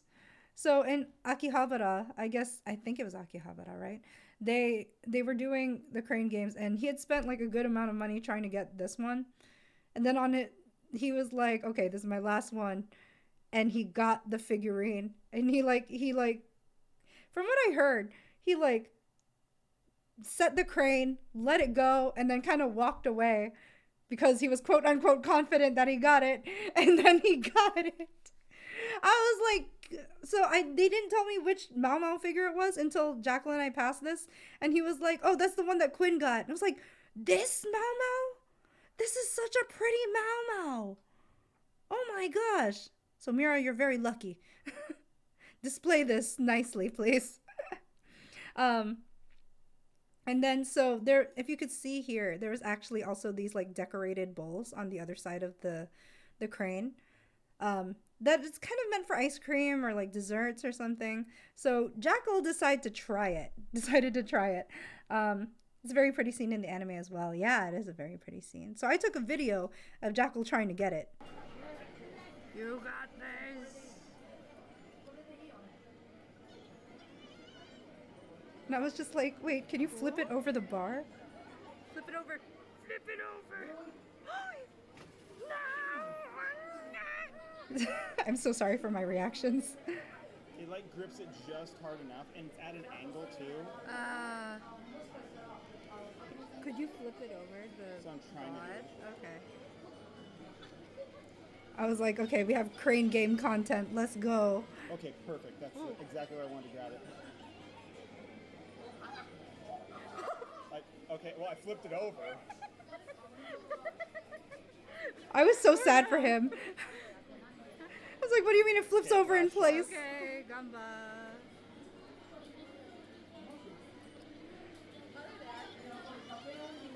Do you think he got it? Do you think he got it, chat? I moved it further Never away. mind. No, he did not get it, unfortunately. We did not try it again after that because we just kept flipping it in place. I was like, that's so sad. But we tried. It's fine. They were very pretty, though. And then they had the, like, I don't know if they're pomades, but they had all of these in the Bandai store. And I was like, oh, right, they made these of I7 too. And like, I was like, I want them. I want one. And it turned out they actually had, wait, I just realized that this Naruto is the QB Naruto. Yeah, they also had like Inuyasha and Sesshomaru, so I was looking for them. But they had them on like sample display, but they didn't have them actually for sale, which I was really sad about. So I went across the street. We went across the street afterwards to K-Books. So we ended up going to the Otome K-Books that for some weird reason is in the basement, but also it's like it makes sense that it's in the basement. But I was trying to figure out what to get, but then I couldn't find my list anymore, so we had to leave. But I think before we went down there, I warned Jackal and Quinn. I was like, by the way, just a heads up, there is also BL stuff down here, so if you don't want to come down here, you don't have to. They decided to anyway, but then we ended up in the Love and Deep Space aisle, and then we got sandwiched in by girls, so we couldn't leave for a little bit. We got stuck in the Love and Deep Space aisle, which luckily for me was also the Tears of Themis aisle, because I personally like Tears of Themis better. My phone can't actually handle Love and Deep Space, so I haven't played it really, not well anyway. So yeah. So we ended up going to the Animate. So if you are looking for a lot of anime merch that's not secondhand or is like on, what was it? I don't know, newly released anime merch. Animate in Ikebukuro is also probably your best shot because it's a 7-floor anime store. And if you like Mela, if you like girly shoes with anime motifs, they do sell Mela products there at Animate. So I actually did buy the Violet Evergarden shoes there the last time I was there, and they are so beautiful. Right now they're promoting the Detective Conan shoes, which are also super pretty. I was like, dang, okay. Which I think they were just on pre-order at that time, so you couldn't buy them right there. They also decorate the whole place, so you'll see promotional merch and products there. So I'll Hate Them and Kave were actually plastered on the elevators, which was kind of cute. And they had a big Love and Deep Space thing on the first floor. So they have the promos going. They got the standees, so you could take pictures with them. You could take pictures with your newies there. Yeah, and they had a lot of art books. I'm trying to remember what everybody got. Sorry. I think y'all got art books. I don't think I ended up getting anything from there that day. Bless. Thank you. Thank you. Thank you. um, and so we ended up seeing like this, are they all, oh yeah, it's all flutes. And then like, I think a bass flute, this flute performance. So they were just playing like out in the open. It was very good. I kind of wish we had, um, stopped to listen, but we were also in a rush to try and get to the high tea place. So there is a, okay, there's a place in Omotesando in Tokyo called Hot Couture Cafe.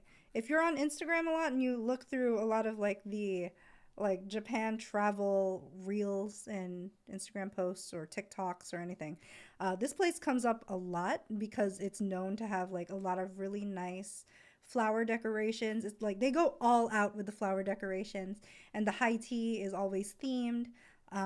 It's great for photos. It's very small though, so you do have to make reservations here.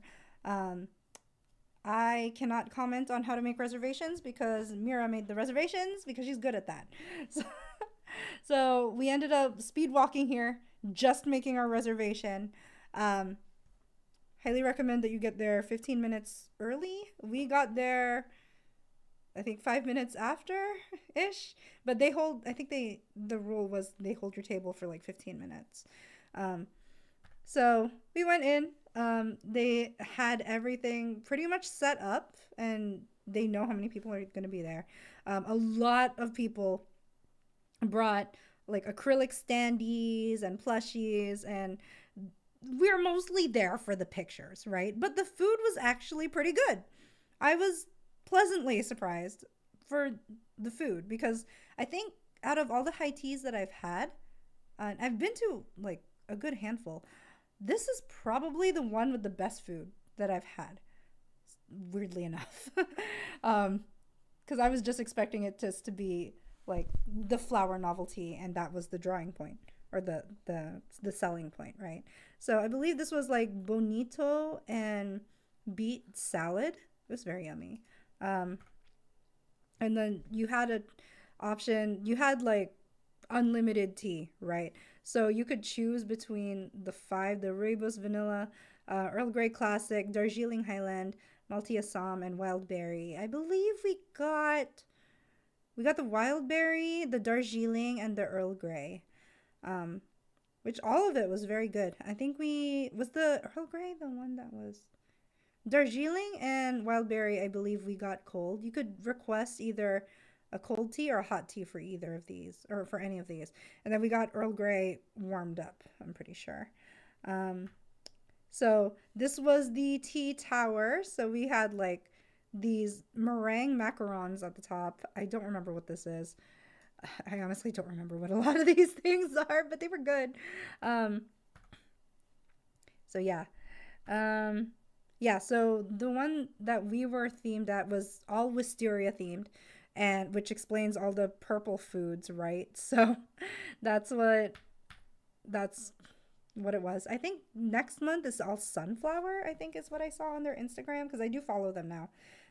Because they actually update, they rotate pretty often, it looks like, which is nice. It was so pretty, right? Yeah, imagine putting all of those up though. Oh my gosh, that must take forever.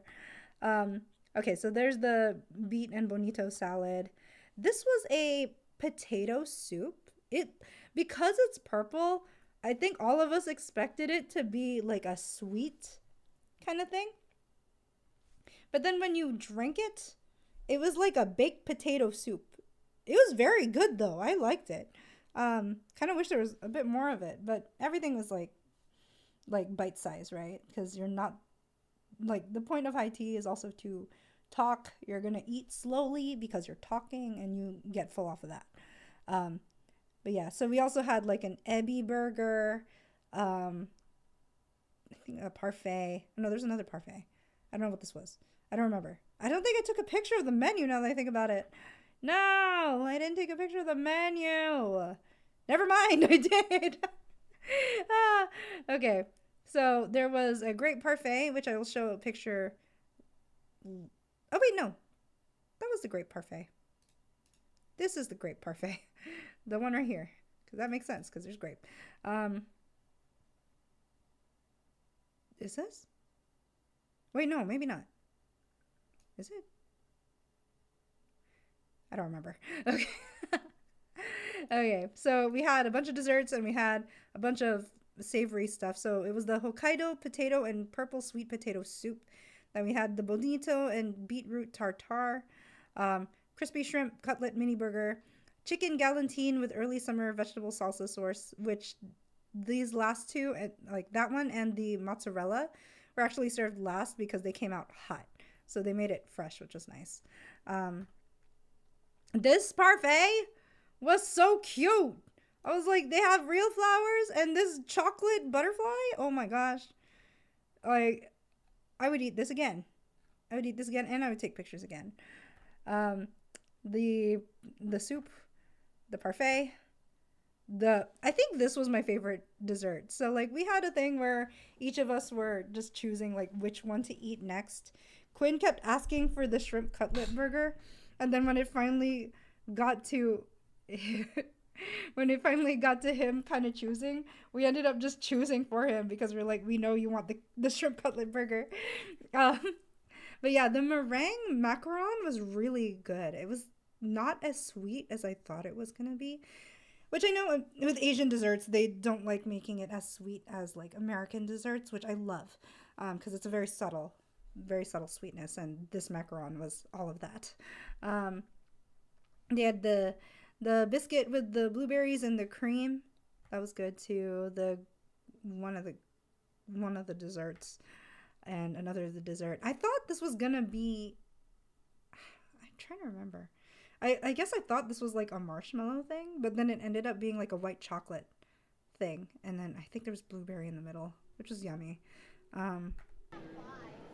Right.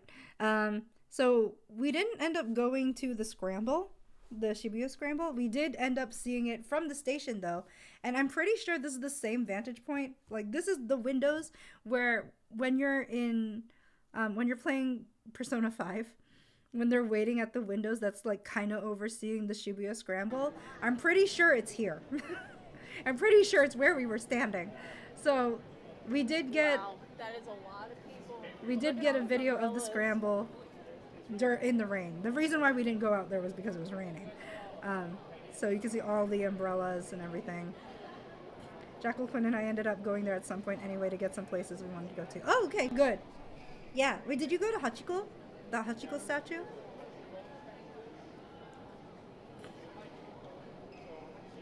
Yeah, I forget how long. Like we walked away before they were done crossing. I guess it's a minute of crossing.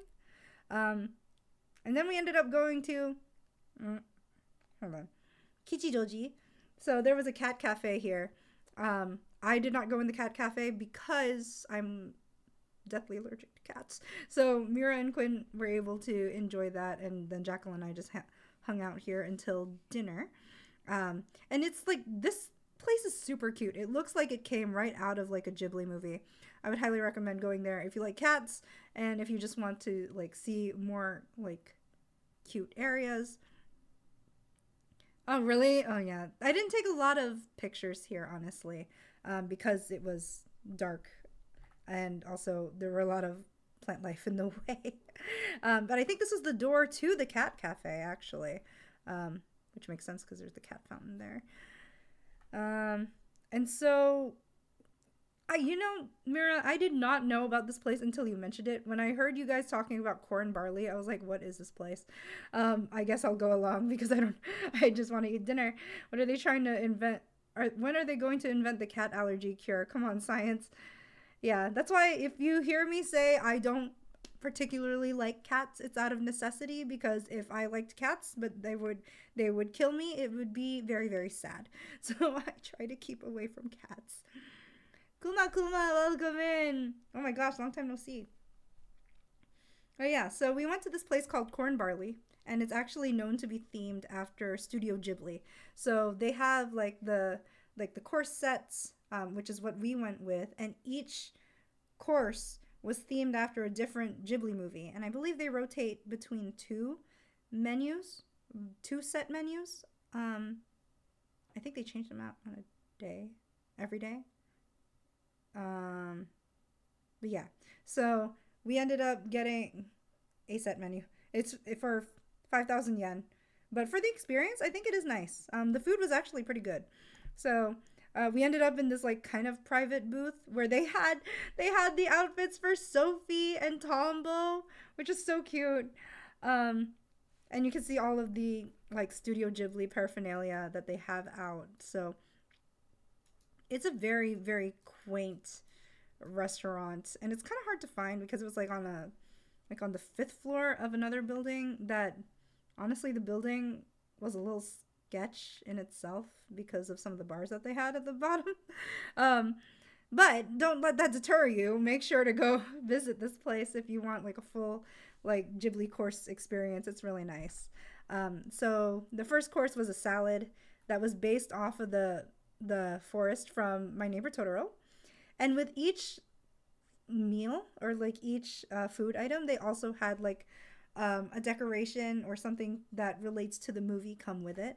So they brought us the salad, but then they brought us the hat and the corn on the cob that May was running with in the movie, which was super cute. Feel like from me. Okay, bye TZ. Feel better. I got a homemade ginger ale, which was one of the options. I think if you get the set course, you get 1 drink included, and then if you want any additional ones, you'd have to order separately or in addition. We had a meatball soup. I'm trying to remember. Yeah, it was like a meatball soup that was based off of the soup in Castle in the Sky. We had the eggs and bacon dish from Howl's Moving Castle, and they actually brought, I mean, obviously they have the cooler for Calcifer, but then they also brought this to hang out on our table. And at first I didn't see the Calcifer inside it. Hold on. Give me a second.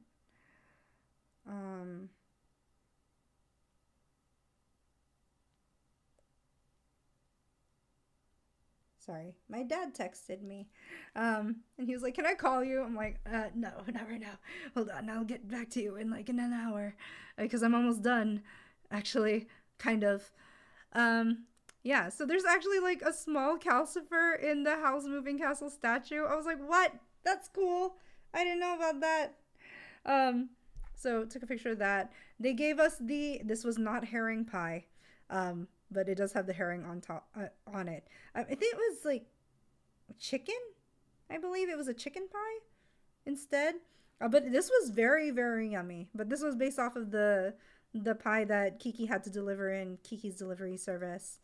The one that the granddaughter was not appreciative of. I just realized no one told me the BGM wasn't going. Your birthday's coming soon. Aw. Happy birthday! Happy almost birthday! Woo! We had a sorbet. I don't remember what this was. Oh, this was based off of the Soot Sprites.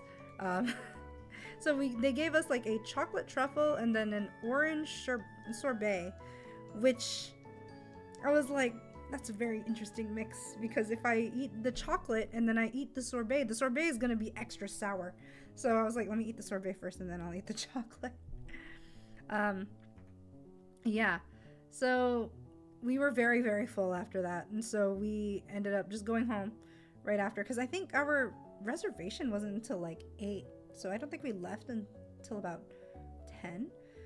So we all split up and went on our own ways for the train. I actually got lost in the train station trying to get home. I was just like, I'm so tired, I'm ready to sleep. And then I missed my stop and I was like, dang it, I missed my transfer. Now I have to go backwards. How do I get there? So it was not a great time for me after. I was so ready to go to bed. Then the next day, that was Sunday, so I ended up going to Awakening Church. I got there a little bit later than I would have liked to. So with Awakening Church, it's in like, not really a small room, but it is in a room, but then they have an upstairs room that's meant to be an overflow room and for the kids. So they stream the service that's happening downstairs up to there. So I was in the overflow this time. Living in the overflow. So actually, I guess that's kind of good. So it was a good service. I was at first it was so funny. Holy Spirit checked me really like a lot, because for that service in particular, like I've been to an awakening service before, and they follow the structure that I'm usually used to for a church service. But this time I was just like, praise and worship has been going for an hour. That's different. Like, when are we getting to the message? You know? But then the message was actually a lot shorter than I expected, because the message was all about staying in praise and worship and making sure that like we don't lose sight of that being something that God wants from us, that he wants our devotion and praise and to spend time with him in that worship. So he had a very good message, but then he was like, I want to go back to praise and worship. So we did that, and Holy Spirit checked me of like, yeah, this, like you were thinking like, why are we spending so much time in praise and worship? That is the whole point of today. And I'm like, oh, I get it. Like, that's a good lesson. And that really taught me like, flow with the Spirit, you know, don't try to box in God into what you think is supposed to happen. So that was it was like a lesson within a lesson. It was great. And then so I was walking after church. I was gonna meet up with Mira, Jackal, and Quinn we were getting kura sushi. So we were getting sushi for lunch. So on my way to the train station, I just kind of passed by this like grocery store, and they have the toilet paper out, and I'm like, what? Their toilet paper is so cute. It's a little ghost. So I took a picture of it because I'm silly. I did not get any pictures of any kura sushi at all. I don't know why. My bad. I was like, wait, what happened to lunch? Why am I here now? So we got lunch. We ate at kura sushi, and Quinn really wanted to fight the dragon in the Bikura pond, but I don't think there's a dragon in kura sushi. But we did do the gacha system for it, which is like every few plates you get a chance to like win the gacha. And then we did the thing. We did a boosted rate. So every plate was like 10 yen more, but because of that we basically had a guaranteed win every 3 pulls. So I was like, oh, okay. So we ended up getting like 3 charms out of that, but it was we thought it was gonna be like Jujutsu Kaisen, because I think Jujutsu Kaisen was the one that was collabing with Kura Sushi at that time, but they were only collabing with food items. We thought that the gacha was also gonna be that, but no, it was gachas of sushi. And it wasn't even like just the sushi. It was like a little mini plate that was clearly branded as Kura Sushi, and it has the little top on it to protect it, and there's like a little nigiri sushi in there. And I was like, that is so cute.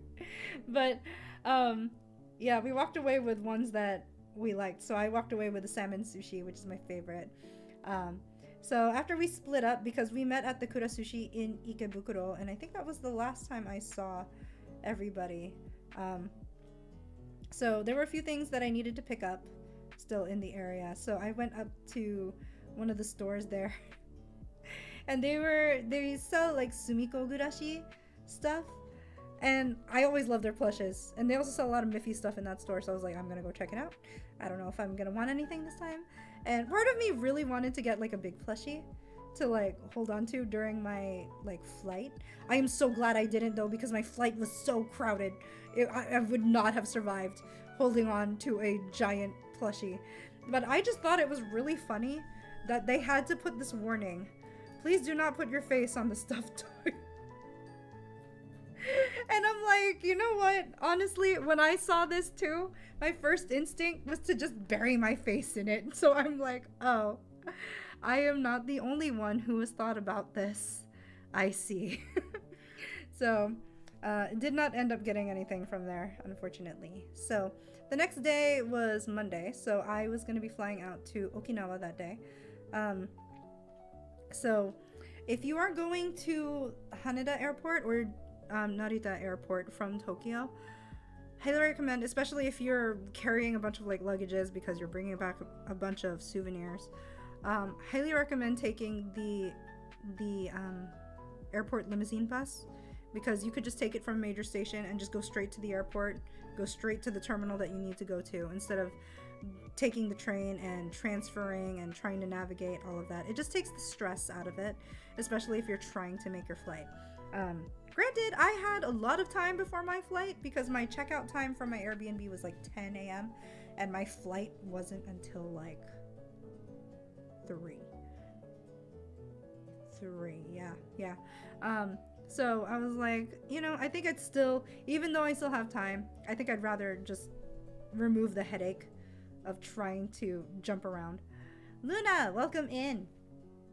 So if you go to Shinjuku Station, there is a bus terminal up here where you can take the bus and get, like, you could buy the ticket there and then jump on a bus to get to the airport. And I think they actually have access to like the underground tunnels that go straight there, so it's pretty quick. But when I say quick, like, it took like 45 minutes to get there to Terminal 1, which is where I needed to go. Terminal 3, I believe, is the international terminal for Haneda Airport. Terminals 1 and 2 are all domestic. So since I was going to Okinawa, that counts as domestic. Yeah, so this was taken from the bus, and I could see Shinjuku Station. I posted about this on Twitter, but I just thought it was really funny because as soon as I sat down, I saw this ad for Pocket Wi-Fi, which is this device. But I was like, why does she look like so longingly holding her Pocket Wi-Fi and her phone? I just thought it was so funny. So I was like, oh, Japan ads are so silly. So when I was checking in, if you are going to Okinawa from Tokyo, one of the things that's gonna kind of trip you up, I could not figure out like online checking in to my flight. So I was like, I'll just check in there. Usually if you're gonna take, at least if you take JAL, like Japan Airlines, and you have a foreigner passport, you're probably gonna have to go to special baggage so that they could take care of you there and check you in from there. It's always been a lot faster for me instead of trying to figure out the whole system, because they have a lot of kiosks where you can just drop off your bags. But that's if you know how to work the system. And I've been there multiple times and I still don't. So go to special baggage. There was, while I was waiting, somebody dropped off their dog to be put on the flight, right?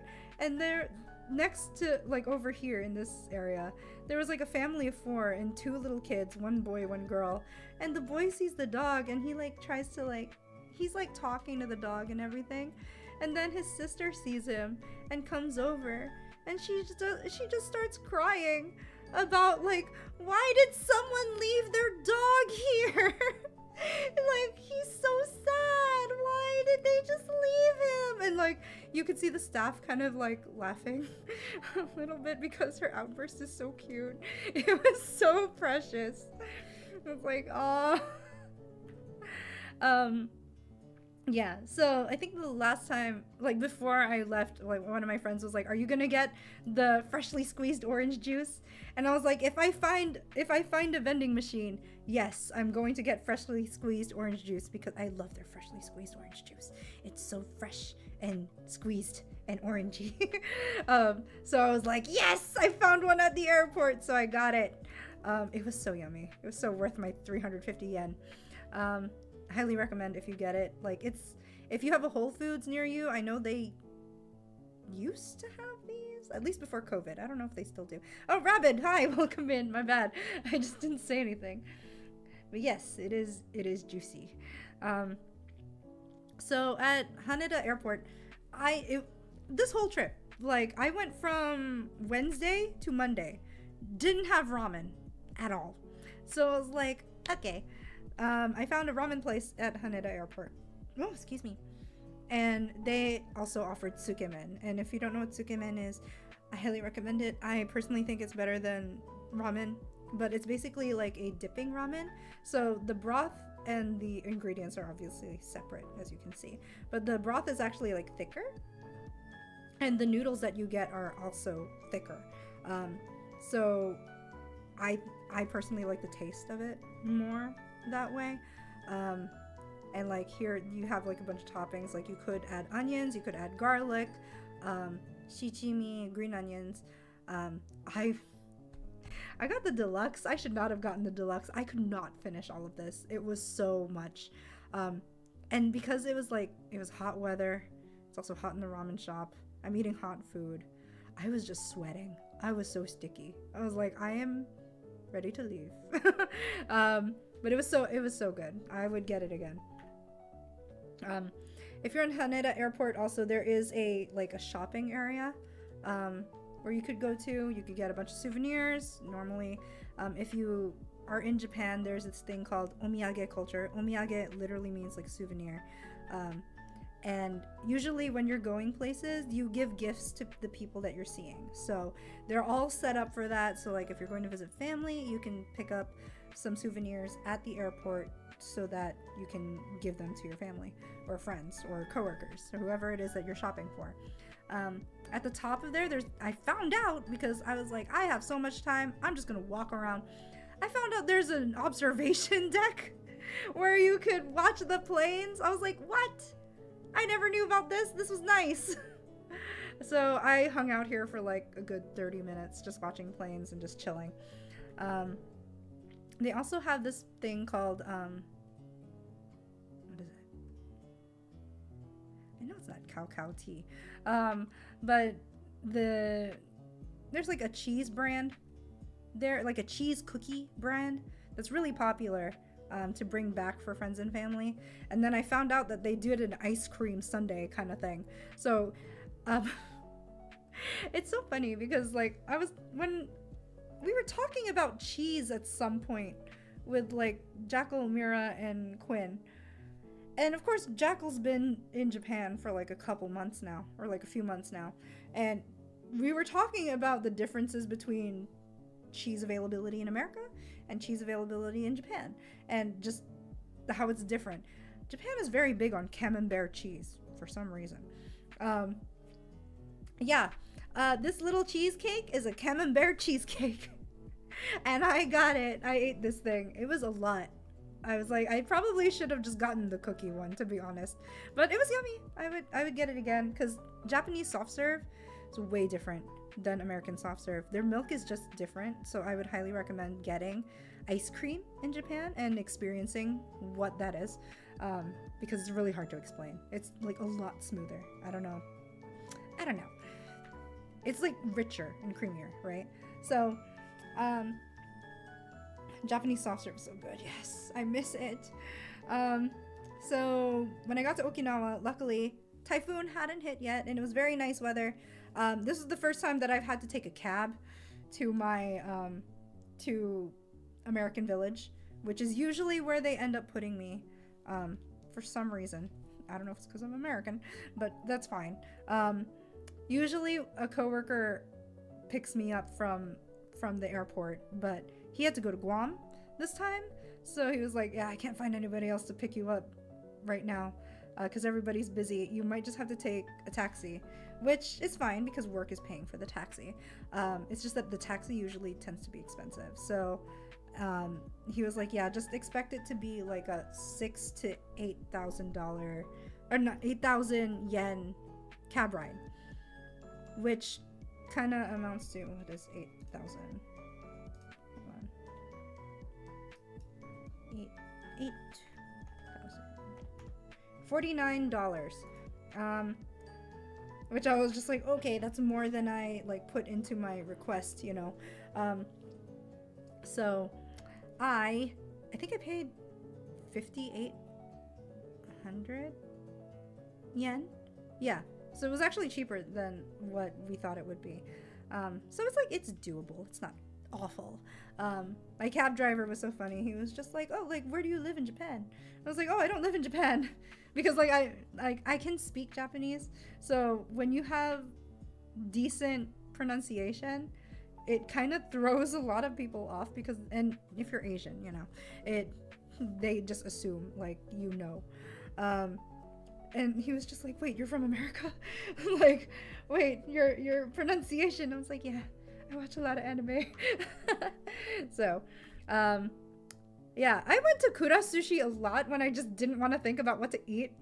So, did you see people reacting to being in America for the first time at the World Cup? No, I didn't. I actually only heard about the World Cup, like what's going on, through social media and through people. I hadn't watched a game. I was just like always on the move, so I never really could. Yeah, I ate at Kura Sushi again because there was one near my hotel, and I was like, I don't want to think. I don't want to figure out where I'm going to eat food, so I'm just going to go to Kura Sushi. I went to the drink section. What is this supposed to be? Lactic acid bacteria water. I was like, is that kombucha?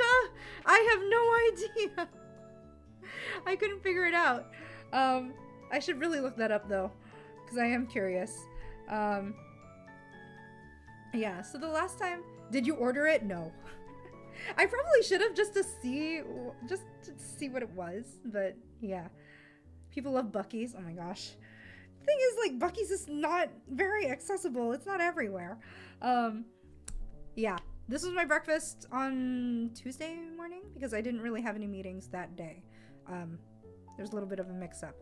But I was like, okay, well, I got time in the morning on Tuesday. And the last time I went to Okinawa, I stayed in this one hotel that had, like, a great breakfast buffet. So I was like, you know what? I know I'm not staying there this time, but maybe I can just go there and just pay the money to eat there. It was so good because they also serve like Wagyu in the morning. And if you haven't eaten Wagyu, highly recommend you dip it in wasabi and soy sauce. It enhances it so much. It cuts through the fat because Wagyu is very marbled, like it's a lot of fat, but it's yummy. I played as a college student managing a small shop in Japan in a video game called Inkonbini. Yeah, I heard about that one. I do want to try that game. I just need to buy it. The sky was just always really pretty in Okinawa, and it was really nice. Okay, so I took a picture of this because it was really funny. I was actually looking through Twitter at one point, and there was this one fashion account that showed up on my feed for some reason, and it was like all Pokemon pajamas, and I was like, I need to find this, these are so cute, and I didn't look for them in Tokyo, so I was just like, okay, I'm not gonna find them. The Aeon that's by American Village in Okinawa has a Honeys, which is the name of the store, which was the name of the store that had the Pokemon pajamas. So surprise, surprise, I just kind of stumble on the Pokemon pajamas that I was looking for. I bought 3 sets. I was like, yes, loungewear, that's cute. I'm so excited. Oh, thanks for the lurk, Rabid. Okay, well, I did go to Kura Sushi a lot, because Jackal was telling me that he liked Sushiro better. After our meetings on the first day, me and my supervisor doesn't care where we eat, so I was just like, could we get Sushiro? So we went to Sushiro, and I didn't realize with Sushiro, it's a little bit like for Kura Sushi because of the story behind the conveyor belt sushis, because I don't know if all of you know this. Apparently there were, I don't know if they were kids or they're foreigners, or they were probably foreigners that started it, and then other kids started doing it, where they were taking the plates off of the conveyor belt, licking it, and then putting it back on the conveyor belt. So Japan has now taken measures to prevent this from happening anymore. So Kura Sushi put like covers on the sushi plates so that you can't really like put them back, or they're not like as easily accessible. Sushiro, you order it on the pad, and then they put it on the normal conveyor belt, but then it starts like, okay, let me rewind. So for Kura Sushi, they have like a fast conveyor belt that will literally just deliver the food to your table. Sushiro will put it on the normal conveyor belt, and then the pad that you're ordering on starts beeping, letting you know that your food is coming on the normal conveyor belt. So now you have to remember which dish you ordered, and then you have to catch it as it passes you. So I was like, this is a little bit more stressful than Kura Sushi. Also, Kura Sushi, you can turn in your plates. Sushiro, you cannot turn in your plates, but they do keep track of like what you order anyway. So, because you have to order everything from the pad anyway. So yeah, that was how much I ate. This was the view from my room, which I took this picture, I think, because I was concerned because I had heard about the typhoon coming. So if you don't know what was happening in Okinawa, while I was there, it was great. There were actually 2 typhoons on its way to hitting Japan. Number 7 and number 8. And there have been 8 typhoons since May. And I was like, what do you mean 8 since May? So I originally was supposed to go to like 3 days of meetings. They squished it into a day and a half. Yeah, 8. So typhoon number 7 and typhoon number 8 was headed my way while I was in Okinawa. Luckily, 7 started dying out before it really got to the island. Granted, it was still strong winds and rain, but 7 actually ended up pushing 8 away from Okinawa, but 8 ended up going towards Tokyo. So I was not hit by 2 storms at once. I was hit by 1 storm and then 1 storm. And this was the view from my balcony before all the storms rolled in. So this was the night before, I believe. This was Thursday night, I believe, because the typhoon hit on Friday. Or was it? Okay, no, this was Wednesday night. So this was the first night of meetings. Because then the next day, we had all of our meetings, we finished up, and they were like, where do you want to eat? And I'm like, I don't know. I haven't had curry yet on this trip. Can we go to Kokoichi? And if you've heard of Kokoichi Banya, it's a curry chain of stores. But this is the one where you can order up to like spice level 20. I ordered spice level 2 and I was dying. Please be careful when you are ordering curry from Kokoichi because they will get really spicy really quick. Even like, I think one of my coworkers likes spicy food. He was about to get a 5, but then he went down to a 4. And so I asked him, I was just like, so how is it? And he was like, I'm glad I got the 4, because if I got the 5, I think it would just be spice. And I'm like, that's 5. There's 20 levels of spice. What? So I got the one with the hamburger patties and the cheese. And don't judge me on the hamburgers. Hamburger in Japan is way different than hamburgers in America. Give it a shot when you go over there. And it was funny because like in the front of the store, they had a whole shelf of just classic manga. If you wanted to read it while you were waiting, like there's One Piece. There's a lot of One Piece. I can't actually read some of these. Hajime no Ippo, Major. I think they're all sports. Wait, no, that's not. Is that Hunter x Hunter? Yeah. But yeah, it was like a whole thing, and they were all faded. I was like, oh, these are classics. Crazy. So, we were just walking around. We were walking around with groceries, right? And I need everybody to send this picture to Riff Medic, because I know he doesn't like pickles. It'd be really funny.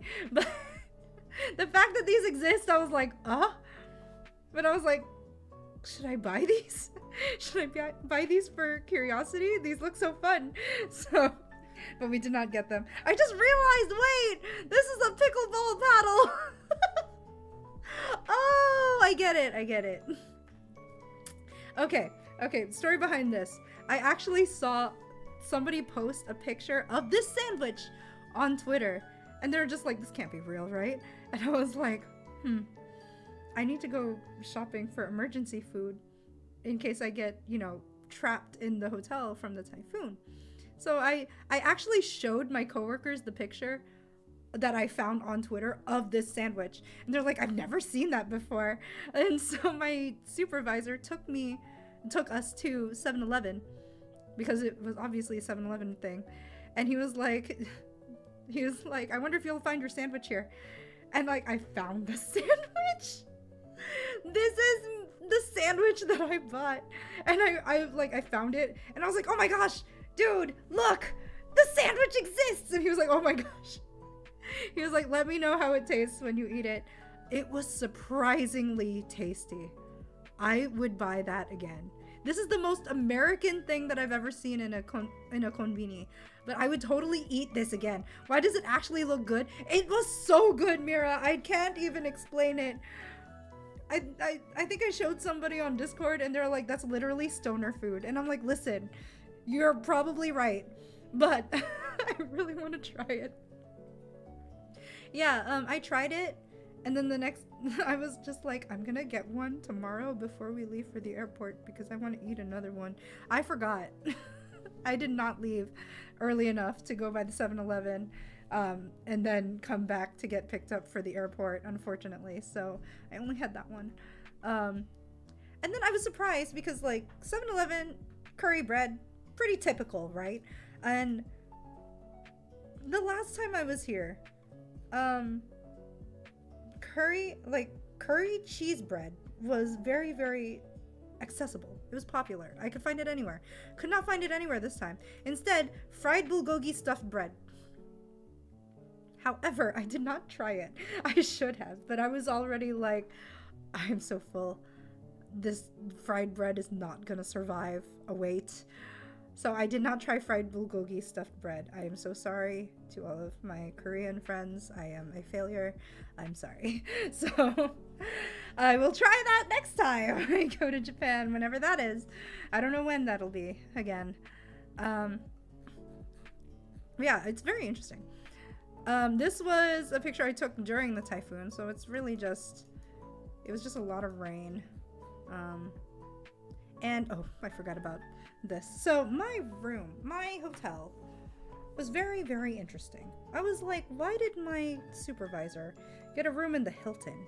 And I got a room over here. But, the room, when I checked in, they were just like, by the way, there is a dehumidifier in your room. And just a heads up, you will need to empty it out every few hours because it fills up pretty quickly, because the humidity in Okinawa is pretty crazy. And I'm like, okay, well, that makes sense, right? Because we're right next to the water. It's hot, sure. I wasn't expecting it to fill up as quickly as they said it would, and I should have listened. So I tried to like document how much time it took for this thing to fill up. So this is it, just empty. This is it in an hour, plus 1 more hour. Plus 1 more hour. Plus 1 more hour. Plus 1 more hour.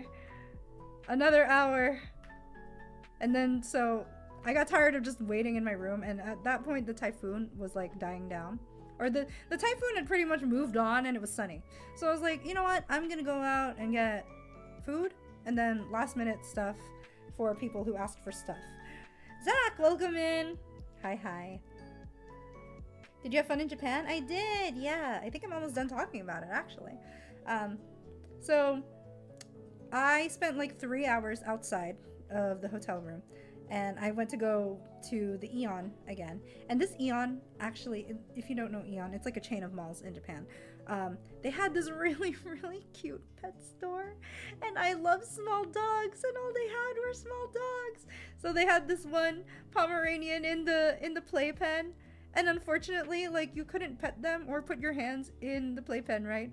So it actually, like, was kind of playing with a toy, and it like turned around and saw me looking at it, and it just like stopped what it was doing and ran up to me and like tried to get pet. Like it was standing on its hind legs, and I was like, I wish I could pet you, but the rules say I can't.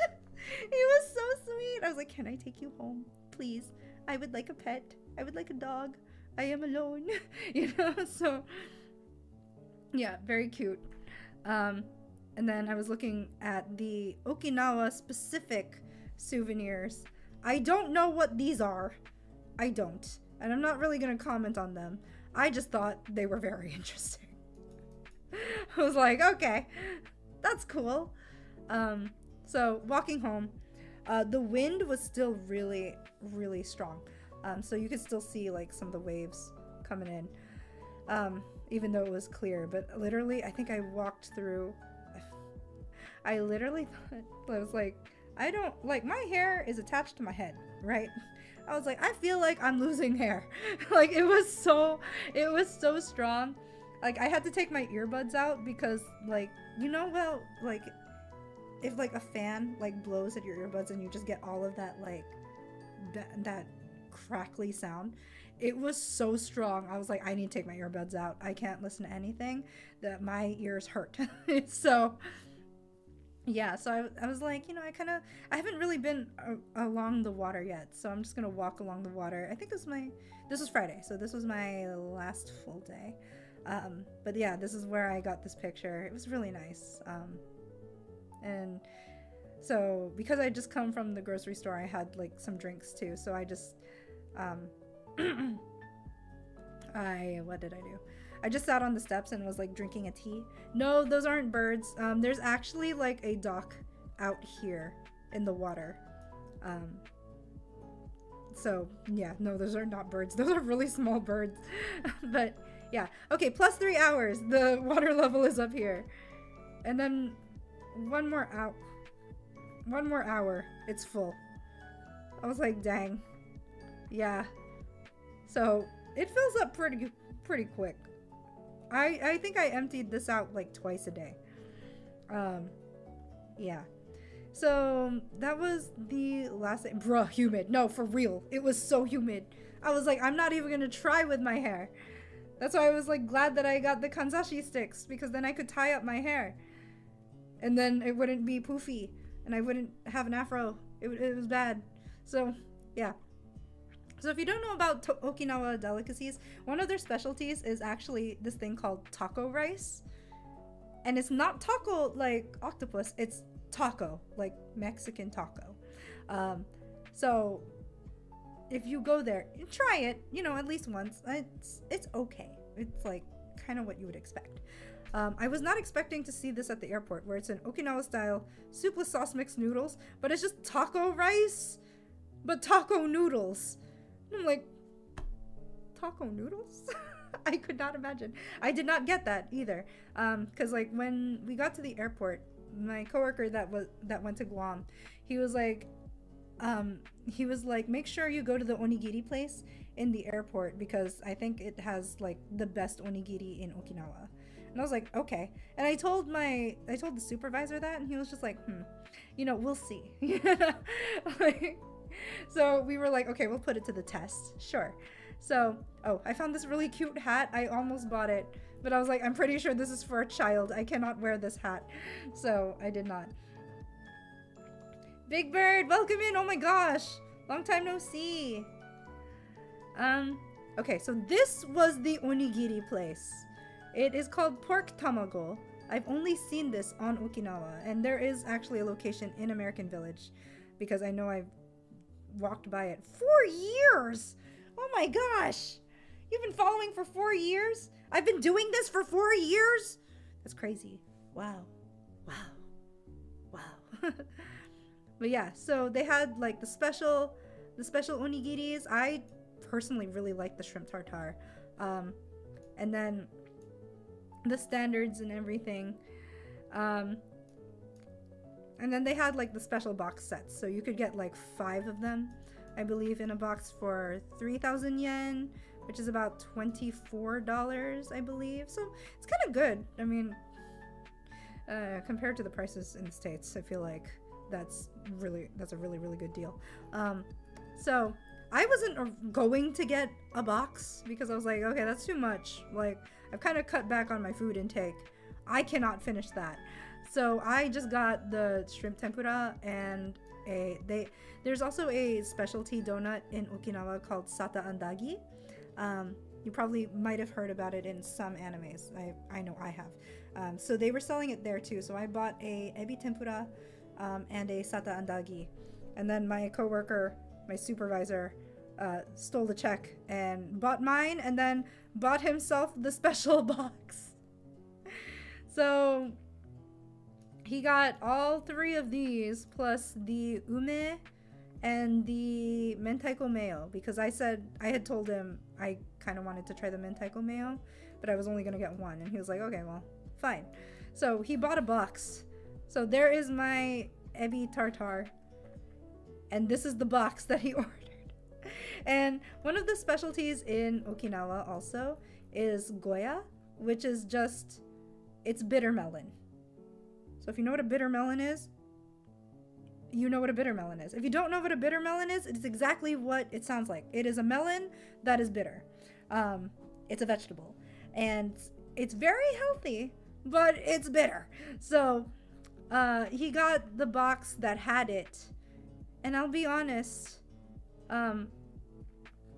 so much spam. Yeah, well, Okinawa is really big on spam too. They love spam. They advertise spam in the souvenir section. He was like, okay, you need to help me finish this. And I'm like, oh, okay. So I took the mentaiko mayo one because I told him that I wanted to try that one. And then he was like, okay, you got to take one more. And I was like, fine. Out of curiosity, I took the bitter melon one. It was very bitter. I would not do it again. Oh, yeah, I already knew I didn't like bitter melon, but they were kind of like psyching me up to it. They were just like, well, Okinawa bitter melon's a little bit better. If it's cooked right, it's not as bitter. This one ain't cooked right. Then it was very bitter. Would not do. I would just get the ebi one again and the mentaiko mayo. What was the other special one? It was the tofu abura miso. Yeah. So that was the goya. Yeah. It looks like the most fancy one because it also had like bonito flakes. However, the bonito flakes were just like, it was a whole stack of them. So it was like, when I bit into it, I was like, that's a lot of dried fish. Yeah. So when I was in the, was it Okinawa Airport? No, this was Haneda. So when I flew into Haneda Airport from Okinawa, to get to Terminal 3 for international travel, you actually have to go to a whole separate gate and take take a bus over to the Terminal 3. If for reference, if for some reason you're in Okinawa and you need to get to Terminal 3, go to Gate 91. You'll go downstairs and you'll wait at the doors for the bus and it will take you there. But it'll stop, if you're at the South Gate, it'll go to the North Gate first and then to Terminal 3. Unfortunately, it was raining. So, yeah, that made things a little bit harder. I think that's my... Oh, I did that one. Okay. So this was my flight out. This was... What was it? Okay, so I flew from Okinawa to Tokyo to Dallas, Fort Worth. Oh my gosh, Dallas, Fort Worth. Dallas, Fort Worth doesn't like me because a few years back, I also had to take a work trip. And at this point, this was in the winter. The snow was really bad. We had some really bad snowstorms at home. This is where I had to spend the night at the airport, at Dallas, Fort Worth. This is when I walked up to the gate and I was like, we had a very, very short layover. And our plane was already late. So we ran to our gate and I was like, okay, good, we made it. I was with another coworker at the time too. And this was a decade ago, I'd say. And I was like, okay, good, we made it. I look down, I look up, I see the sign for our home airport. I look down, I look up again. It's changed. check my phone. Our flight's canceled. And I'm like, no way. We've come so far. I just want to go home. I'm so tired.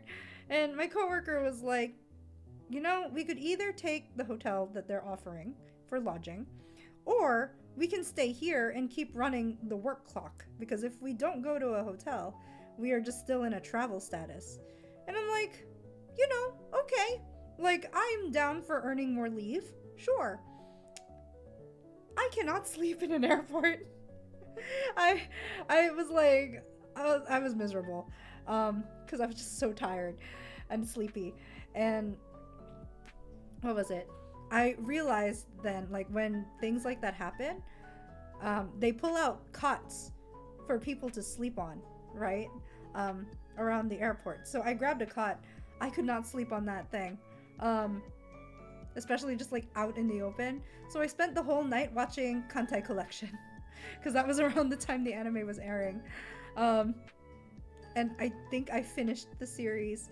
And then our flight got rescheduled to the next day at like 6 a.m. And I was like, okay, fine. I will sleep on the plane. This will be great. We get on the plane. We fly to our home base. The jetway's frozen. Can't get off the plane. They can't get off the plane. So they have to defrost the jetway so that we could get off the plane. And then we finally do after like an hour, and I am ready to sleep in my own bed. And I think at that point, that was on a work day, I was thinking like, oh, I'll still go to work. Nope, I'm not going to work. We get to baggage claim. Tell me why we're there all night and our bags don't make it onto the plane. Huh? This was not this trip. This was a trip before. Dallas just doesn't like me. So, going back to this trip, I got there at 3. And like, I think I gave myself, no, it was like 2. I gave myself like a 5-hour layover because that's where I would have to go through customs, right? If you're going through immigration, definitely leave enough time to get through it because you never know how long the line is going to be. 2 hours sometimes is not enough for a layover when you're going through immigration. If you have global entry, oh my gosh, you will get through there so quick. I just walked right through. I was like, this is great. Nice.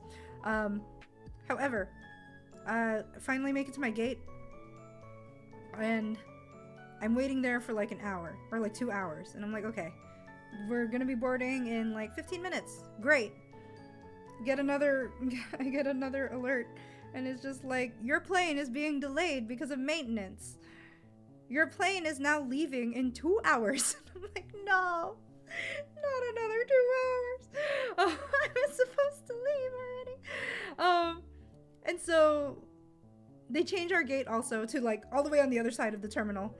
And Dallas Fort Worth terminals are not short. They are very long. I think it took me 15 minutes to walk to my next gate, or to the new gate. We get on the plane. I take a nap. I wake up. We're still right where we were.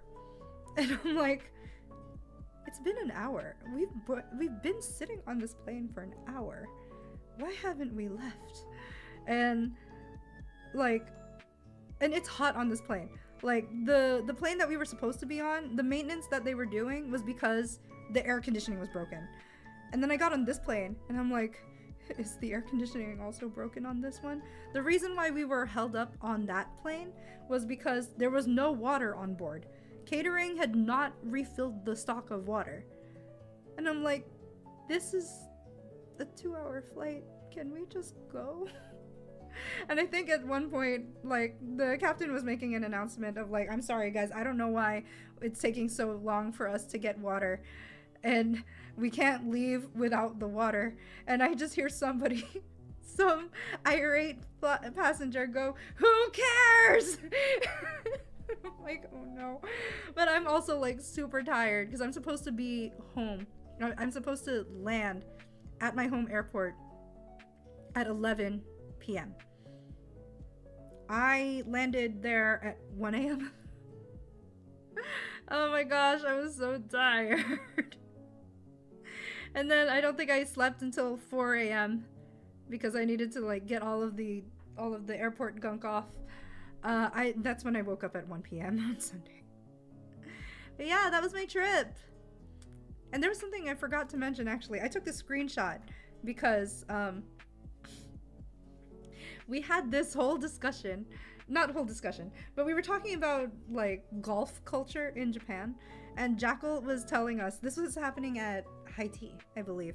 He was like, yeah, if in Japanese culture, or like, you know, what's socially accepted here, if you get a hole-in-one while playing golf, you are supposed to throw a whole party for everybody that's there. You're supposed to like buy all these drinks. It's very, very expensive if you get a hole-in-one in Japan.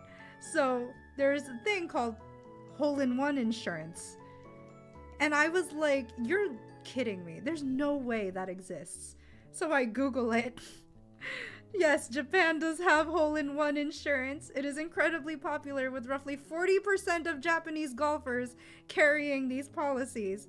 The coverage exists to fund traditional celebrations. In Japan, cultural customs dictate that a golfer who hits a hole-in-one must host an expensive, lavish party, buy rounds of drinks for friends and playing partners, and purchase commemorative gifts on tree planting ceremonies. These parties can easily cost thousands of dollars. I'm like, why do you want to make a hole-in-one? Oh my gosh. So there is a thing called hole-in-one insurance. So I was like, I'm taking a screenshot. I was gonna put that. I thought it was gonna be in order, but I guess not because it's a screenshot. Oh, and this was funny because like, so when I heard about the typhoon, like I texted my pastor and I was like, hey, could you pray that this storm either dissipates or the storm redirects or dies down before anything happens? And I took this screenshot. The green is where the storm is. I am here. I was like, oh, well, that's good. It's missing us. And this was the notice that I got that I crashed out at, where my flight got pushed back at Dallas. It was great. Okay, guys, yeah, that is the end of my adventure in Japan. I hope you had a good time. Just laughing at some of my misfortunes, some of my funnies. It was a good trip. I think the next time, because I've been to Tokyo so much now, like I don't really have anything else that I really want to check out. Next time I go to Japan, I might go to Hokkaido instead of Tokyo, because I've been wanting to check out Hokkaido for forever. Their seafood is amazing. Their milk also amazing, which means their ice cream also really good. I don't know when I'm going back, because with job stuff right now, I'm not really sure how feasible travel's gonna be. So I don't know when I'll be back to Japan, or if it's just gonna be whenever I get sent there, whenever I'm called there for missions or whatever happens, wherever God takes me. So yeah, but I hope you guys had a good time. I got 3 hole-in-ones in mini golf on Father's Day. No parties on my end. At least you're not in Japan. I wonder if that counts for mini golf too. That would actually be really funny, honestly. So let me see, because I gotta run. I also have to like get ready for bed. I'm gonna try and sleep earlier tonight so that I can wake up at a decent hour tomorrow.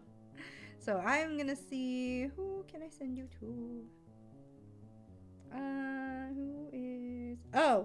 I'm sending you to Candy. I know I send you to Candy pretty often, but I'm sending you to Candy because he's pushing for partner right now.